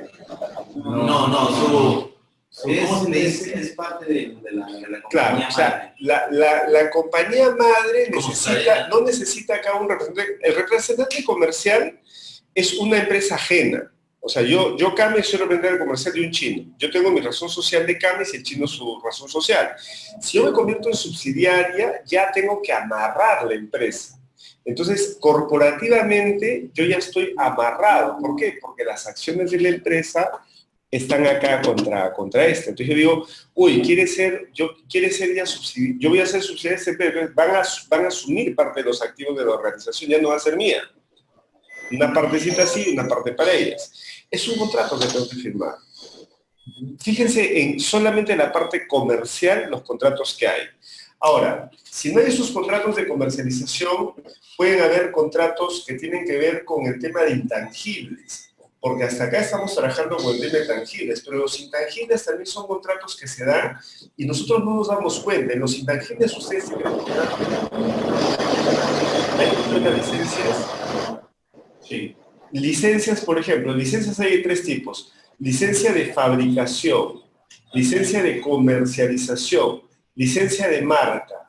Fíjense esas 3 licencias. Licencia de fabricación. ¿Ustedes recuerdan la compañía Intradepco? Esta compañía de Chorrillos, Intradepco es Apoyo. Ya. La compañía Intradepco durante años, en el año 2000 más o menos, era una compañía que tenía la licencia de Johnson & Johnson. No era subsidiaria, no era representación comercial de distribución, era una licencia de fabricación. Es decir, Johnson & Johnson buscó acá en el Perú una empresa como Intradepco. ¿Para qué? Para que luego solamente hagan los productos con la fórmula que Johnson les otorgaba. Licencia. ¿Te das cuenta? ¿Qué cosa es la licencia? El permiso de un know-how que yo te doy con un contrato súper limitado, donde yo te digo, hazlo como yo lo quiero y punto, no hagas más. Yo me encargo de venderlo y todo lo demás. Entonces, es una licencia de fabricación. La licencia de comercialización es lo que tenía Coca-Cola con Elsa, embotellera latinoamericana, ¿recuerda? ¿Coca-Cola fabricaba la gaseosa acá o no? Señor, ¿la gaseosa Coca-Cola se fabrica acá o no? No, la Coca-Cola se trae. Pero no, se traen los insumos. No, pero la botella la Coca-Cola. Pero la pregunta que yo te hago, ¿la Coca-Cola se fabrica acá o no? ¿Se fabrica acá o no? Se pasa acá. Por eso, lo único que hacía Botellera Latinoamericana, ¿qué cosa es? La Coca-Cola es una fórmula secreta. Viene directamente en unos envases de aluminio, se importa así en envases de aluminio, y acá lo único que hacen es le echan agua, gas y en la botellita sal. Entonces es un proceso envasado. Entonces Elsa lo que hacía eso, o sea, envasaba, y era un distribuidor. Nada más, no era fabricante. un contrato simple de comercialización. ¿Está bien? Y el otro contrato, la otra licencia que tú puedes tener es solamente un contrato de uso de marca, nada más. Yo solamente uso la marca. Nosotros en Camex ahorita tenemos una licencia de marca de la IUCAP, que es la International Union, la Unión Internacional de Agentes y Brokers Internacionales. Ellos nos han dado a nosotros la posibilidad de usar su nombre. Entonces hemos sacado una licencia. Entonces mis diplomas, mi curso, la acreditación que ustedes van a recibir va a ser de la IUCAP. Ellos nos han dado. Pero yo no fabrico, no comercializo, sino solamente uso la marquita nada más. Y por eso yo pago un fee trimestral, un fee anual. ¿Está bien? Entonces, ven que son otras licencias, ya. Pero si no es un tema de intangibles de licencias, tú tienes otro tipo de licencias que ya son un poco más avanzadas, que es, por ejemplo, las franquicias. Las franquicias. ¿Qué cosas son las franquicias? Ya, pero ¿cuál es la diferencia entre una licencia y una franquicia? O sea, te dan el know-how. Las franquicias no son que, por ejemplo, yo te vendo la representación, yo estoy en Estados Unidos, te vendo la representación en Perú, pero solamente es como si fueran unas regalías. Que yo cobro. Claro, pero ojo, nunca venden, ¿eh? Alquilan. El concepto es alquiler. La franquicia nunca vende. Como por ejemplo, creo que pasa acá en el caso de, Por ejemplo, valor. Raúl Descanseco de Losi, esa franquicia es KFC y es Pizza Hut. Eso es lo que es la San Ignacio, se fondea o se fondeó en su momento de eso vivía. La mina de oro. Raúl Descanseco como empresario, el punto principal venía de ahí, por eso empezó a capitalizar la universidad. Y ya la universidad ahora tiene su vida propia, ¿no? Pero pues ahora ya tiene su negocio principal. ¿Tiene la franquicia? ¿Qué cosa es? La franquicia dice que es una mezcla de la licencia de fabricación, comercialización, marca, más lo que tú dices que es el know-how. O sea, son las licencias de arriba más el know-how. ¿Por qué? Porque en la licencia yo no entiendo el negocio. En la licencia yo soy un robot y yo hago lo que tú me dices. Pero en la franquicia yo sí lo tengo que ejecutar. Porque el franquiciante, el que me da a mí la representación, me va a hacer como ellos en chiquito y yo tengo que generar la réplica del modelo de negocio. O sea, KFC es una copia exacta de KFC Estados Unidos, pero no viene el gringo acá a administrarlo, yo lo tengo que administrar. Entonces me tienen que trasladar todo el know-how para que esto funcione como funciona allá. Igualito. Todo está parametrado, pero me tienen que transferir el know-how. Todo. Incluso por esa razón tú, cuando trabajas en una franquicia, tú no puedes votar al personal. Yo soy el dueño de la franquicia acá en el Perú y hay protocolos y manuales para ello. Las políticas las ponen allá. Están en un papel. Todo. La administración, la contabilidad, todo. O sea, tú los contratas en función al protocolo. Y si un personal no te cae bien, tú lo tienes que votar en función al protocolo, no en lo que te dé la gana. Bueno, Domino's quebró por el tema de la cucaracha, pues. Pero de ahí ahora de lo sacaron. Sí, o sea, fue un mal manejo. Ahí, por ejemplo... Ya, pero lo de Domino's es una muestra clave de cómo las franquicias pueden caer por un problema de manejo. O sea, de imagen. O sea, cuando pasó lo de la cucaracha de Domino's, ellos lo que hicieron es como el segundo muelle, ¿no? No actuaron rápidamente y lo que hicieron fue tratar de tapar la situación. Pero el tema ahí es, ¿qué pasa si es que, a ver, señor, ¿qué pasa si es que encuentran una cucaracha en tu local? ¿Tú qué es lo que tienes que hacer como gerente de ese local? ¿Qué tienes que hacer? No, con el cliente que lo ha visto. No, con el cliente, resarcirle. ¿Cómo la resas? El producto que estaba pagando o comprando, hacerle la devolución del producto y darle obsequiarle. Ese producto se Ya. ¿Sabes lo que debieron haber hecho? Es ponerse a rodillas y decirle al cliente, tómame y hazme lo que quieras. Porque la única manera, las franquicias, la labor más importante de las franquicias tiene que ver exclusivamente con el tema de su marca. La marca es lo que determina la existencia de una franquicia. Más, porque recuerda que todos estos son negocios basados en intangibles.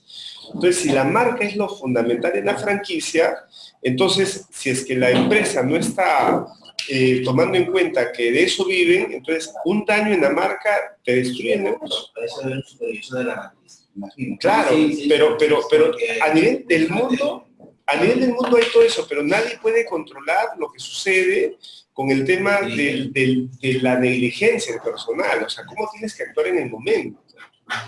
Ahora, Segundo Muelle es un caso emblemático porque el dueño de Segundo Muelle era el presidente de la Cámara Peruana de Franquicias del Perú.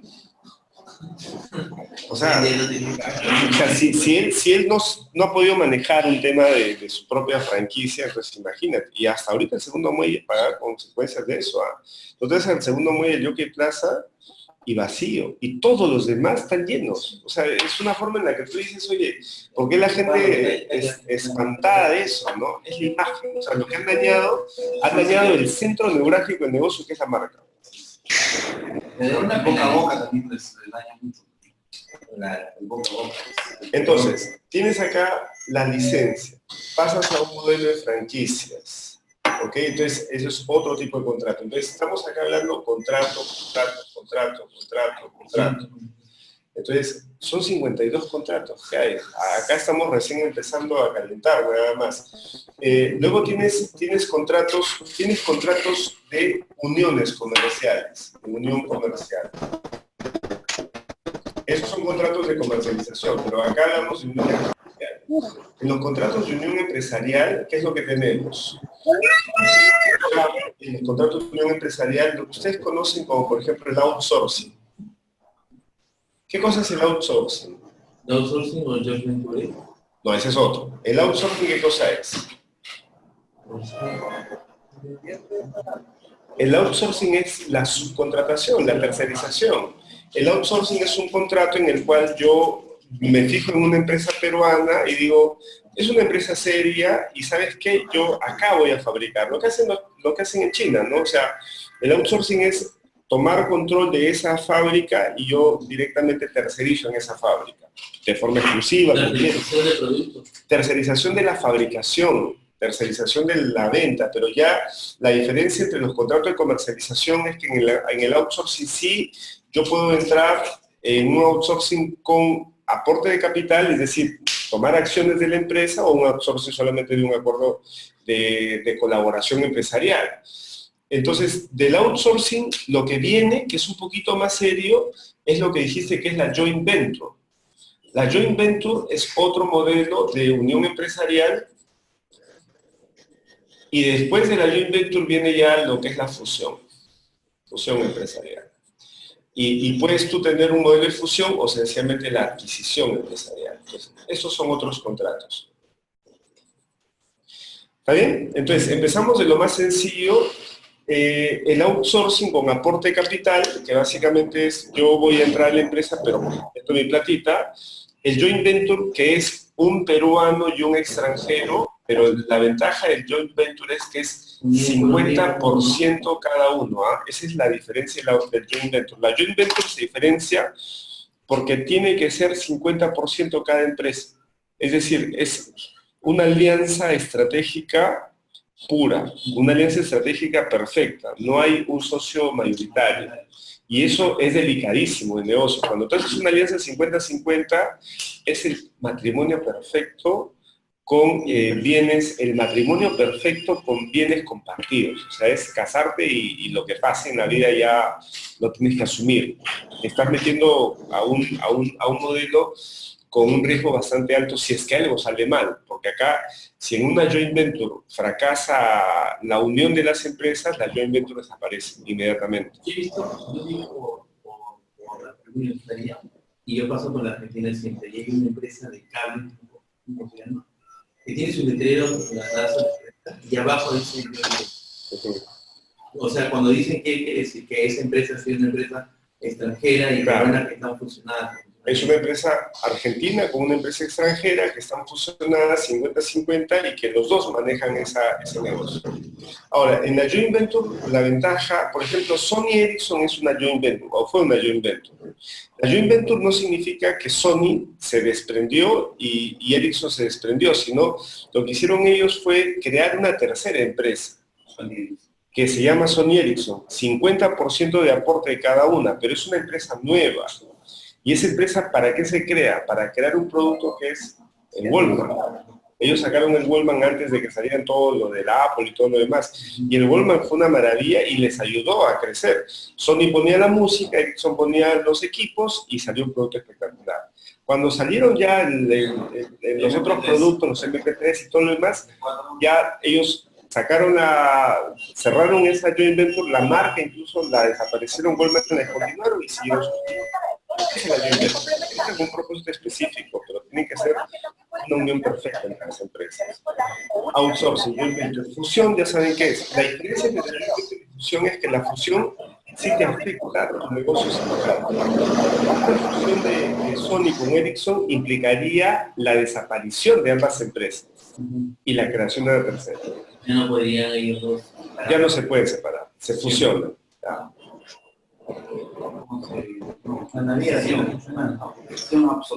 No, la adquisición es la otra. La adquisición ya es donde claro, en la adquisición uno se come al otro y ya está, el otro desaparece. Y el otro sí, todavía crece. Como Movistar absorbió a Ericsson. Claro fue absorbido por Telmex. Claro absorbió a Telmex.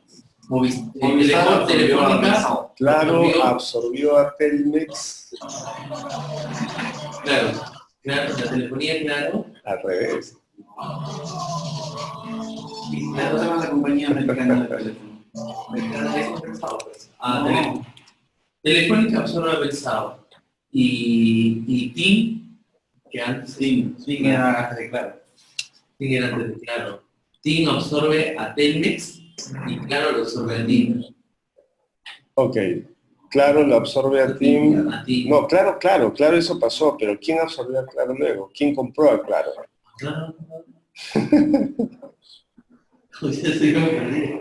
Claro ha sido absorbido por Telmex. Lo que pasa es que por un tema de marcas,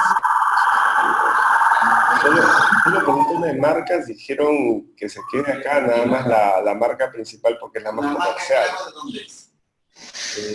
Me parece que es italiana, creo, porque TIM, Claro, venían de ahí. Pero ya luego se vendieron. Lo podemos averiguar, pero bueno, ya es un tema que ya es parte de la historia de las fusiones y franquicias. Ya. Hasta ahí se entiende, ¿no? Entonces, todos estos contratos se van haciendo en cada operación de comercio internacional, se van perfeccionando, ¿no? Seguros, cartas de crédito, transporte, verificadora, contratos de comercialización, contratos de intangibles, contratos de unión internacional. Todo esto puede pasar. Cuando nosotros empezamos a hacer operaciones internacionales, vamos desde lo básico, ¿no? Una operación, una carguita, una exportación. Pero fíjate todo lo que por detrás puede venir. ¿Y esto de qué depende? ¿De qué depende avanzar en la contratación? ¿De qué depende avanzar este nivel? ¿De qué depende? De la negociación, depende de cuánto tiempo trabajamos, depende de qué tan bien los empresarios se pueden ir llevando. De tal forma que si es que vemos que esto es muy rentable, entonces van comprando esas empresas, van absorbiendo, van asegurando, van diciendo yo voy a aportar, pero para eso las empresas que son los vehículos que van detrás tienen que crecer al mismo nivel que las empresas matrices, ¿no? Por ejemplo, Creditex, esta compañía de textiles que está acá en Vitarte, fue comprada, ¿no? No sé si lo compró Cervesur o lo compró Bacus, pero la idea es que ya desapareció y fue adquirida por una empresa grande. La única manera de subsistir.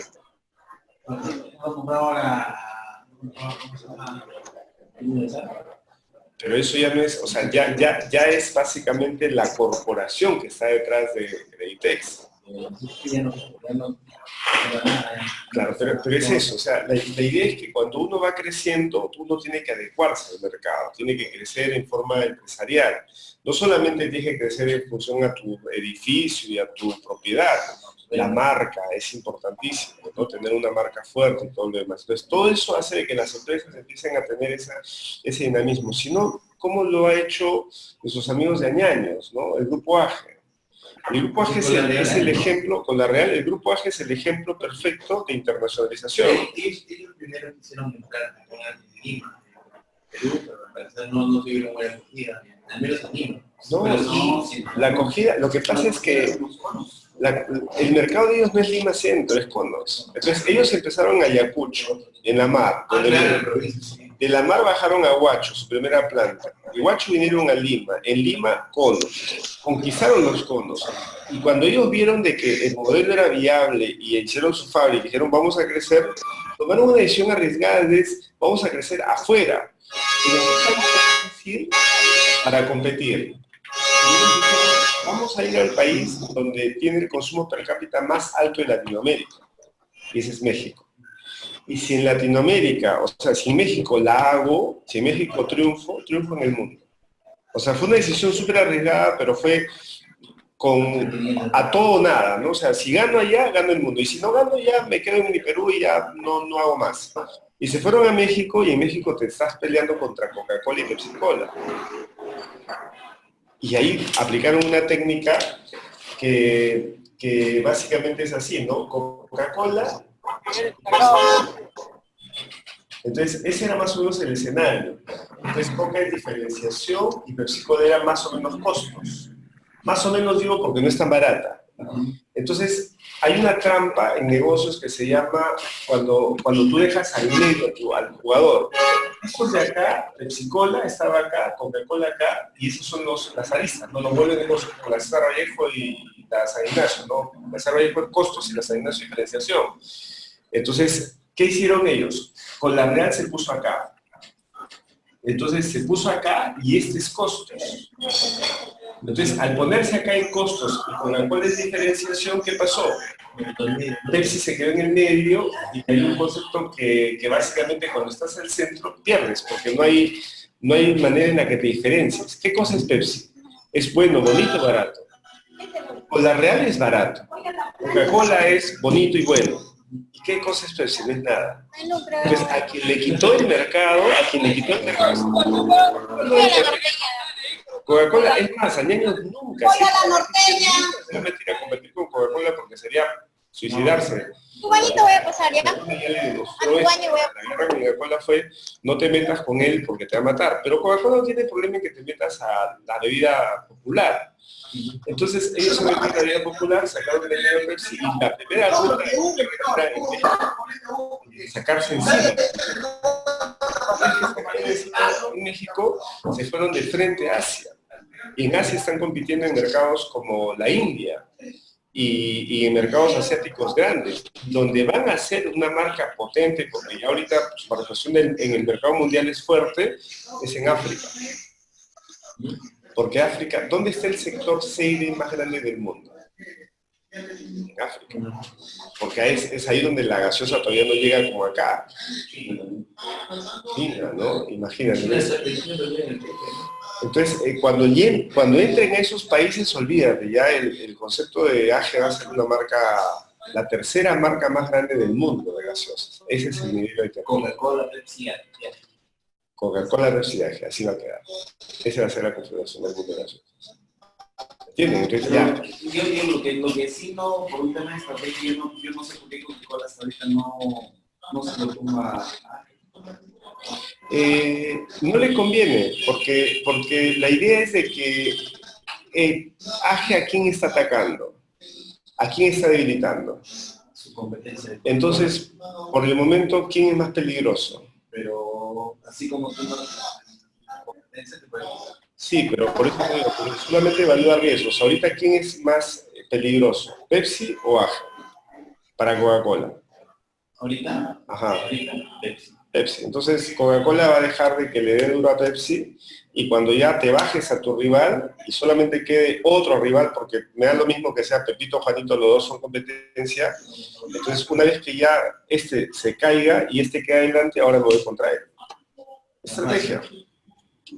Estrategia comercial, nada más. Ahora, hay que ver en el momento en el que ya el ñaño se plante en el mundo como un segundo jugador, si usted quiere llegar a ese nivel, ¿qué acciones puede tomar para resistir una marca que tiene más de 100 años en el mercado, ¿no? Y imparable. Pero ya, imagínate, o sea, AGE tiene que pensar en todos estos modelos, ¿no? Tiene que pensar desde haber crecido en una provincia del Perú hasta hacer contratos ya de adquisición de plantas, de montar una planta productiva en cualquier parte del mundo, en trabajar, por ejemplo, ahí ya cuando trabajas a ese nivel ya ni siquiera estás en un nivel empresarial. Ahí lo que estás trabajando y es un concepto que son las offshores. ¿Y las offshore qué son? ¿Saben ustedes qué son las offshores? No. Las offshores, ¿qué son? Son empresas que se crean en alguna parte del mundo que son paraísos fiscales, y en esos paraísos fiscales tú lo que haces es, toda tu venta la concentras en offshore, ¿para qué? Para evitar los pagos de impuestos en cada país. ¿Tú te imaginas que años esté en cada país con el impuesto a la renta, con el impuesto del IGB y todo lo demás en cada país? Es una locura. Si yo tengo un offshore, el offshore maneja todas las filiales del mundo. Y ese offshore está libre de impuestos. Y estás ya empezando a trabajar en el mercado de capitales. Y ahí es donde tienes que trabajar lo que llaman la ley de doble imposición tributaria, ¿no? ¿Has escuchado eso? ¿Ah? La ley de doble imposición tributaria significa que si yo tengo una empresa en Perú y tengo una empresa en España, las dos son mías, entonces, ¿en qué país pago el impuesto a la renta? Si el impuesto a la renta es básicamente el impuesto a las sociedades. Entonces, si lo pago en Perú y lo pago en España, estoy teniendo doble pago de impuesto a la renta. Entonces, ¿qué es lo que dice la ley de imposición tributaria? Que cuando hay convenios de libre comercio, por eso los TLCs también se negocian a ese nivel, entonces decidimos nosotros en qué país vamos a fijar el pago de impuestos. Es una ley que por eso se hace un estudio de costos de transferencia, y ese estudio de costos de transferencia determina el costo de cada país para determinar en qué lugares hay que hacer ese pago. Eso lo hacen empresas grandes, ¿no? Pricewaterhouse, Ernst & Young, y ellos te dicen ya, te hacen todo el estudio y con eso ya se justifica. Es correcto de que, por ejemplo, puedes crear tu offshore fiscal y desde acá. Sí, es que esa es la idea. Esos países están justamente diseñados para albergar a todas las grandes marcas, igual que China maneja el paraíso para todas las empresas fabricantes, las offshore manejan los paraísos fiscales y tributarios, porque le dan beneficios para poder tener libre tránsito de capitales y todo lo demás. Uno de los países más cercanos que está acá es Uruguay, pues este país es súper abierto, le llaman la Suiza latinoamericana. Es chiquito pero muy fuerte en el tema de manejo, ¿no? De sus capitales. Y en Bahamas, tienes Suiza, tienes países potentes en estos modelos de acá. Es la hora de ti, es legal. Pero digamos que son más...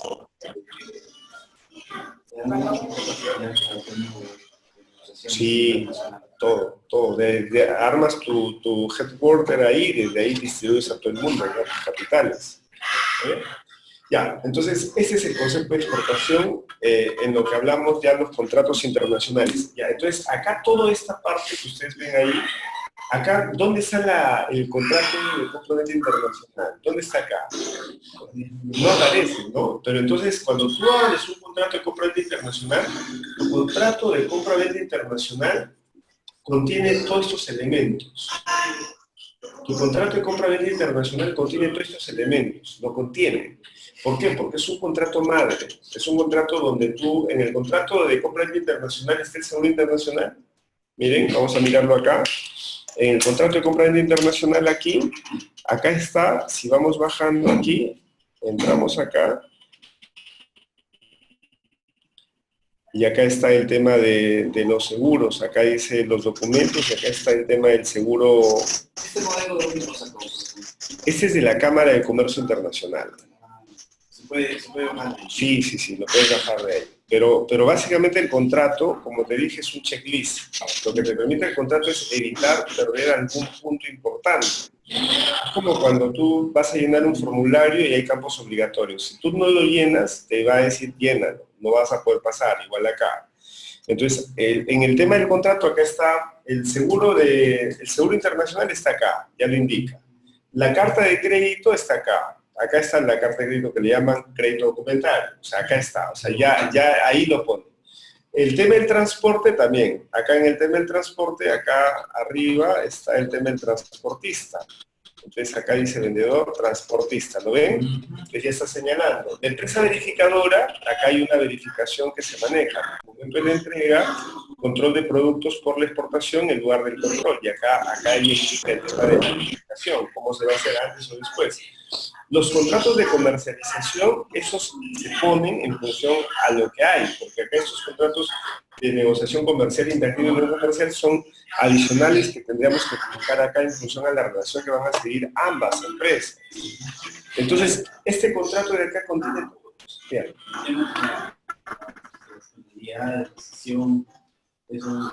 Acá está. Cuando tú tienes, por ejemplo, responsabilidades por retraso, tienes límite de responsabilidad por falta de conformidad, o en caso, límite de responsabilidad en caso de que podemos ser los puntos no conformes. Ahí están, los usuarios están ahí. ¿Qué pasa si por ejemplo este contrato no se lleva a cabo? ¿Dónde lo voy a...? ¿Cómo que no se lleva a cabo? O sea, por ejemplo, ya yo tengo un contrato internacional y ninguna de las partes, o una de las partes, no voy a un arbitraje, ¿no es cierto? Ajá. ¿Dónde le quitamos en qué país vamos a hacer el arbitraje? Eso está acá. Al final del contrato, acá dice ley aplicable. En la ley aplicable tú puedes tomar en cuenta la ley del país, la ley del país del comprador o del vendedor, y el tema del arbitraje está acá. Acá indicas el arbitraje, quién es el árbitro y el lugar del arbitraje.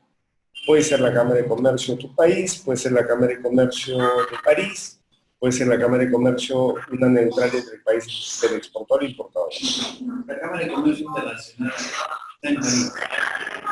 La Cámara de Comercio Internacional, el centro de arbitraje está en París. Por ejemplo, ¿en qué puedo la Cámara de Comercio Internacional acá en Perú? No, o sea, justo nosotros hace años, hace 4 años, nosotros postulamos para ser representantes de la CCI en Perú.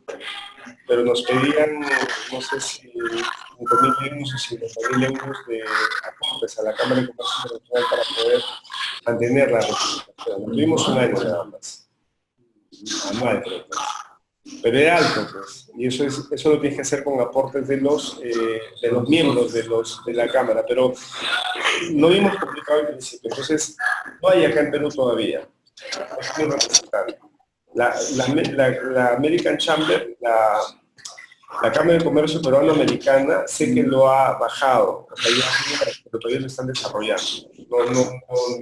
No he visto una labor muy fuerte todavía por medio de ellos. Porque normalmente cuando tú firmas un contrato, las partes te llevan a Londres, te llevan a París. Sí. Entonces tener un arbitraje en esos países es carísimo. No, pero si tú no quieres el arbitraje en esos países, tú puedes definir el arbitraje acá, con la Cámara de Comercio de Lima. Y si no quieres la Cámara de Comercio de París, de la Cámara de Comercio Internacional, haces el arbitraje en Costa Rica, que es más neutral, menos caro y está más cerca acá a Latinoamérica. En realidad, el tema del arbitraje, una vez que definen el centro de arbitraje, obviamente previendo los costos, lo van a hacer en función a la cantidad de dinero involucrada, ¿no? Porque obviamente un contrato grande yo sí lo mandaría a la Cámara de Comercio Internacional. Pero es algo que nosotros lo fijamos y esperamos no llegar. Lo que sí es importante es que tienes el arbitraje contra el contencioso. El contencioso sí es un juicio civil o penal que es irte al infierno, ¿no? Porque acá te tienes que pelear con la justicia de cada país del mundo, en lo cual 3, 5, 10, 15, 20 años pueden estar litigando y no vas a ganar nada. Esa es la diferencia que puedes tener acá. Ahora, para un tema de arbitraje, ¿se le paga a la Cámara de Comercio Internacional? Sí, se le paga, pero se le paga siempre y cuando se accione este tema del arbitraje, no antes. O sea, yo puedo invocar a la Cámara de Comercio Internacional y hacer el arbitraje, pero si es que no hay ningún tipo de problema, no se activa. Y cuando se activa, claro, tienes que pagar. pagas por el servicio, el arbitraje de la Cámara de Comercio Internacional. ¿Y este contrato tú le haces llegar a la Cámara de Comercio Internacional? No. Simplemente lo pones a la Cámara de Comercio Nada Internacional. más. Eso se llama invocar. Es como el Incoterm. En el Incoterm yo no tengo que, cada vez que firmo un Incoterm, no tengo que avisarle a la Cámara de Comercio Internacional que estoy firmando un Incoterm form. Simplemente el invocar y la firma de ambos empresarios, por eso es que acá en las hojas, siempre están acá las firmas de los empresarios, hacen de que este contrato tenga la validez. Porque acá con esta firma de los dos están aceptando lo que hay. Entonces, nadie es loco de decir, yo estoy firmando y no entiendo lo que es. Ahí dice bien clarito que es un contrato de la Cámara de Comercio Internacional, o sea, un contrato basado en los convenios de la Cámara de Comercio Internacional. Entonces, ese es el concepto que se maneja ahí. ¿Listos? Entonces, hasta ahí claro, ¿no? Entonces, se dan cuenta que el contrato de compra internacional resume parte de los contratos que hay acá, y entender un contrato de este tipo lo que hace es que centres la operación. Entonces, basado en esto, yo ya tengo un contrato marco. Sobre ese contrato de compra internacional, voy a trabajar todo el resto de contratos. En el resto de contratos, ¿qué es lo único que se va a mover? La fecha de entrega, cosas puntuales de la negociación, pero los aspectos generales de la negociación van a estar acá. Los medios de pago solamente no van a cambiar, la verificación no va a cambiar, los seguros no van a cambiar, o sea, hay cosas que se van a mantener y puntualmente modificaré algunas cositas del contrato de compra-venta, pero ya tengo una seguridad jurídica de trabajar acá. ¿Listo, chicos? Entonces, ese contrato de compra-venta internacional también se los voy a pasar, les pasaba, se los mandé, pero se los vuelvo a pasar para que lo tengan. Ya. Ahora, viene otro concepto que es la financiación. Nosotros, la clase anterior, hablamos, cuando estamos hablando de los riesgos comerciales, y estamos hablando de cómo evaluar comercial y financieramente a la empresa, los riesgos también se asocian al tema del financiamiento. Y ustedes me dirán, ¿cómo, a ver señor, cómo el riesgo se asocia al financiamiento? ¿Cómo el riesgo se asocia al financiamiento? En el comercio internacional. ¿Cómo el riesgo de una empresa se asocia al financiamiento? ¿Cómo el riesgo se asocia al financiamiento? Ajá, esa es la pregunta. ¿A mayor riesgo, menor riesgo? ¿O no es exagero? Mira, así va la figura. Si tú tienes un riesgo, si la empresa, si yo soy un exportador y tengo un importador, y ese importador tiene un riesgo alto, o sea, tiene un alto riesgo, entonces el financiamiento de mi operación va a ser alta o mi financiamiento va a ser baja. ¿Entienden o no? Baja opción de financiamiento, está asociado. O sea, si el importador, yo soy exportador, y mi importador tiene un riesgo alto, ¿y por qué puede tener un riesgo alto? Porque los reportes y todo, el riesgo país, el riesgo sectorial, el riesgo de la deuda, el riesgo de todo, o sea, los bancos me van diciendo eso, las verificadoras, o sea, todo el mundo me va indicando este perfil. Entonces, con esos riesgos altos, la opción de financiamiento es baja. Y si es que vamos al tema contrario, si el importador tiene un bajo riesgo, y el bajo riesgo, ¿por qué? Porque esa empresa es una empresa que maneja bien sus finanzas, entonces los bancos lo ven bien, y para mí la misma empresa ya básicamente es una empresa de financiamiento. Entonces acá el financiamiento es alto, o sea, financiarme con esta empresa es alto.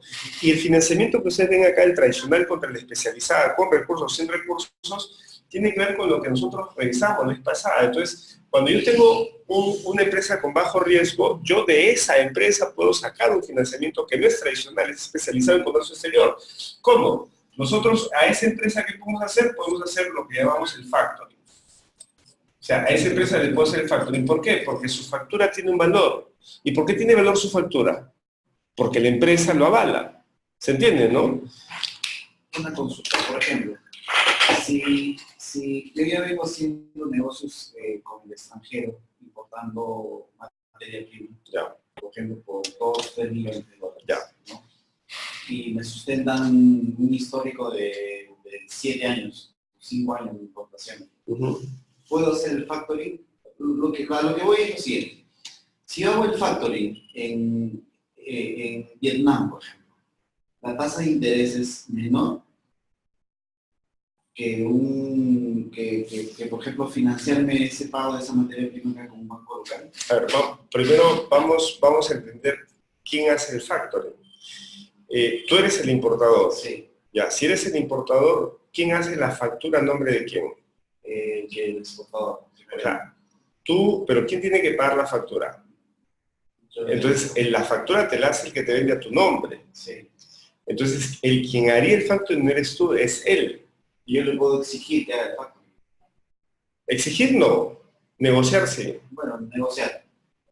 Sí, puedes, por ejemplo, decirle eso, que ese es el tema del factoring. O sea, eso es lo importante del tema. Muchas empresas desconocen el funcionamiento de la herramienta y ese desconocimiento es el que limita la posibilidad de hacer más negocios. Entonces, lo que dices es cierto. ¿A cuánto tiempo tú le pagas la factura al empresario? O sea, 7 años haciendo negocios. ¿Cómo es el pago? Con carta de crédito. Con carta de crédito. ¿A cuánto tiempo? A 90 días. A 90 días. Entonces, mira, cuando vimos el tema de los medios de financiamiento, tienes factoring, tienes forfaiting también. Forfaiting, tienes el descuento de la carta de crédito, tienes lo que se llaman los warrants. Entonces, esas son todas las opciones. ¿Hay alguna otra más? Factoring, forfaiting, descuento de la carta de crédito, warrant, el warrant week, correcto, que es otro tipo de warrant especializado para lo que es insumo producto. Y vamos a acordarnos una más. Entonces, el factoring se centra en la factura, en descontar ese documento que es la factura. El forfaiting se centra en descontar el documento que es la letra de cambio. El descuento de la carta de crédito está sobre la carta de crédito per se. El warrant sobre la mercancía.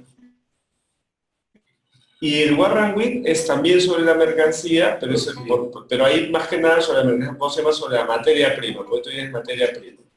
Sobre la materia prima. Entonces, este es el mecanismo y digamos, es la cobertura. Esto es la cobertura. ¿Sobre qué te coberturas tu riesgo? ¿Cuál es tu colateral?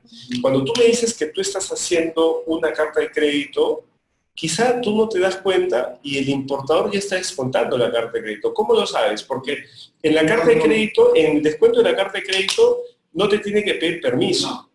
No. O sea, el banco de allá lo único que hace es sí, yo tengo seguridad de estas cartas de crédito y tómate adelante. Nada más. Y lo que en 90 días demoran en cobrar, lo cobran inmediatamente, descontándole su costo financiero. El costo del financiamiento de una carta de crédito está más o menos, ¿a qué porcentaje hablamos de pasada? 1.5%. Más o menos ese es lo que cuesta el descontar una carta de crédito. Ojo, no estoy hablando, no confundas esto con la emisión de la carta de crédito. ¿Ah? Ese es el descuento. ¿Me entiendes? O sea, el descuento de la carta de crédito, ¿qué significa?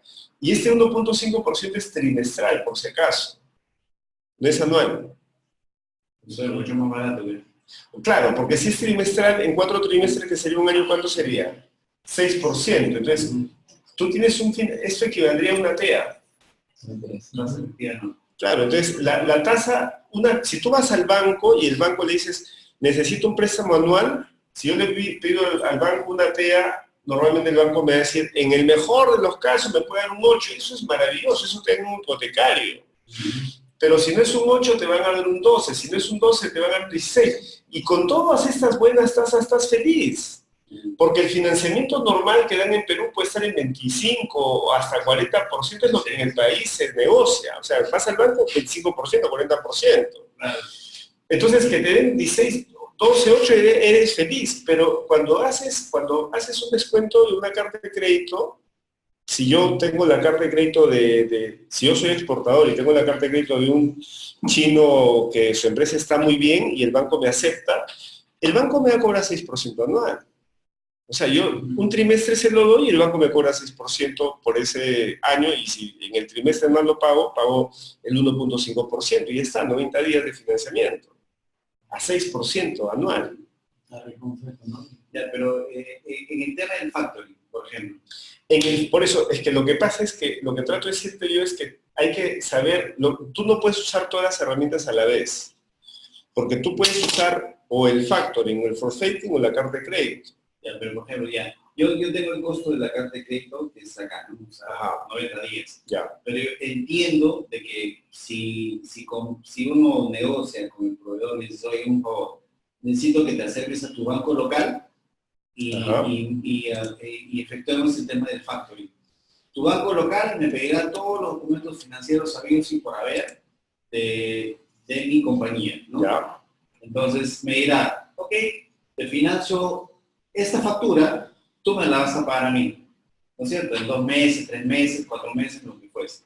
Pero te voy a financiar, no sé, pues a 0.1%. Es un número que estoy lanzando. Que si yo lo financio acá localmente, me cuesta pues 10-15%. Por el tema de coyuntura económica que vivimos acá. Claro. ¿No es cierto? Entonces, ¿es factible eso? ¿Cómo puedo llegar a hacer un factoring, pero internacional, no local? Porque hacer la factura acá, claro, eso no lo acepta ninguna.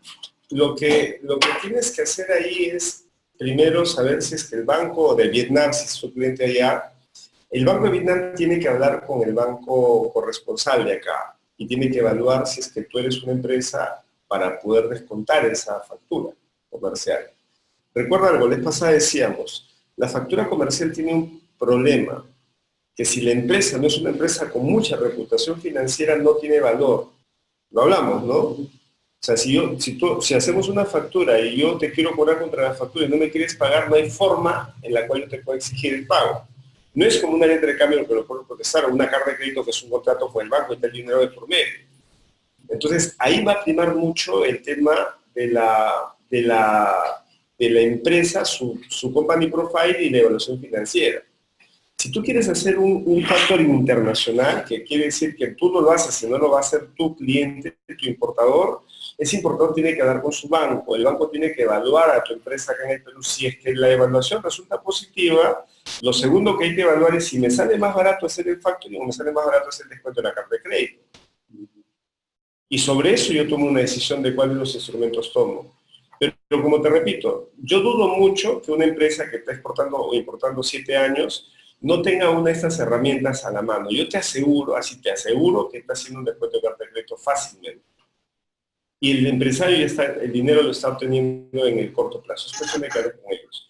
Pero si tú quieres convencerlos a hacer un factoring, tienes que darte cuenta si es que tú eres una empresa a la que un banco extranjero compraría la factura. Hasta donde yo sé, por la experiencia que he visto, los bancos compran facturas cuando las empresas son de un nivel B o A, o sea, una empresa mediana a grande, o sea, una empresa tipo Cencosud, una empresa como Walmart, empresas súper grandes, ahí se van por la confianza de la empresa y le compran las facturas. Y algo importante, y ahí sí tú te puedes dar rápidamente cuenta de eso. Para que tú hagas un factoring, esa sí es la respuesta. Tú tienes que tener una línea de factoring. El proveedor. Claro, tú tienes que tener una línea de factoring. ¿Y como importador? No, tú como exportador. Porque tú vas a hacer el pago. Así es. O sea, entonces allá su proveedor tendría que tener una línea de factoring. No, él. Pero Acá. si él es importador. Por eso, pues, como él es el importador, él es el que va a pagar. Él emite la factura. El otro señor lo que hace es, él está vendiendo, él le manda la mercancía y el otro le tiene que pagar a él. Entonces le dice, 90 días, ya, 90 días. Tú vas a hacer un factoring con ellos, tú tienes que ahorita llamar a tu oficina, a tu corresponsalía acá en el Perú, a tu empresa de comercio exterior y decirle, necesito una línea de factoring por 1 millón. Si te lo da, quiere decirte que tú con esa línea le vas a decir a tu empresario, tengo línea de factoring, así que agarre la línea y puedes tú coparla. Y esa línea de factoring tiene un límite.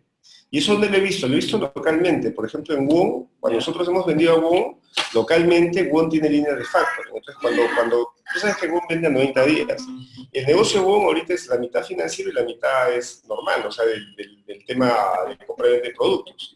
Pero el negocio financiero, WOM te ofrece eso, te paga 90 días, pero al toque te da la línea de factura al costado. O sea, si tú quieres, ve a mi banco y el banco te descuenta y te paga ahorita, solo que te descuenta la ganancia tras ganancia. Pero te da una solución. ¿Ya está? Entonces, esa sería la figura que tendríamos que hacer. Bien. Voy a cerrar el webinar por este momento, con ustedes me quedo un ratito más, para los chicos que están conectados por internet. y ya nos vemos con los chicos de internet en otra oportunidad. Muchísimas gracias y nos seguimos viendo. El video de esta presentación va a estar cargada para allá dentro de 2 días más o menos. Muchísimas gracias.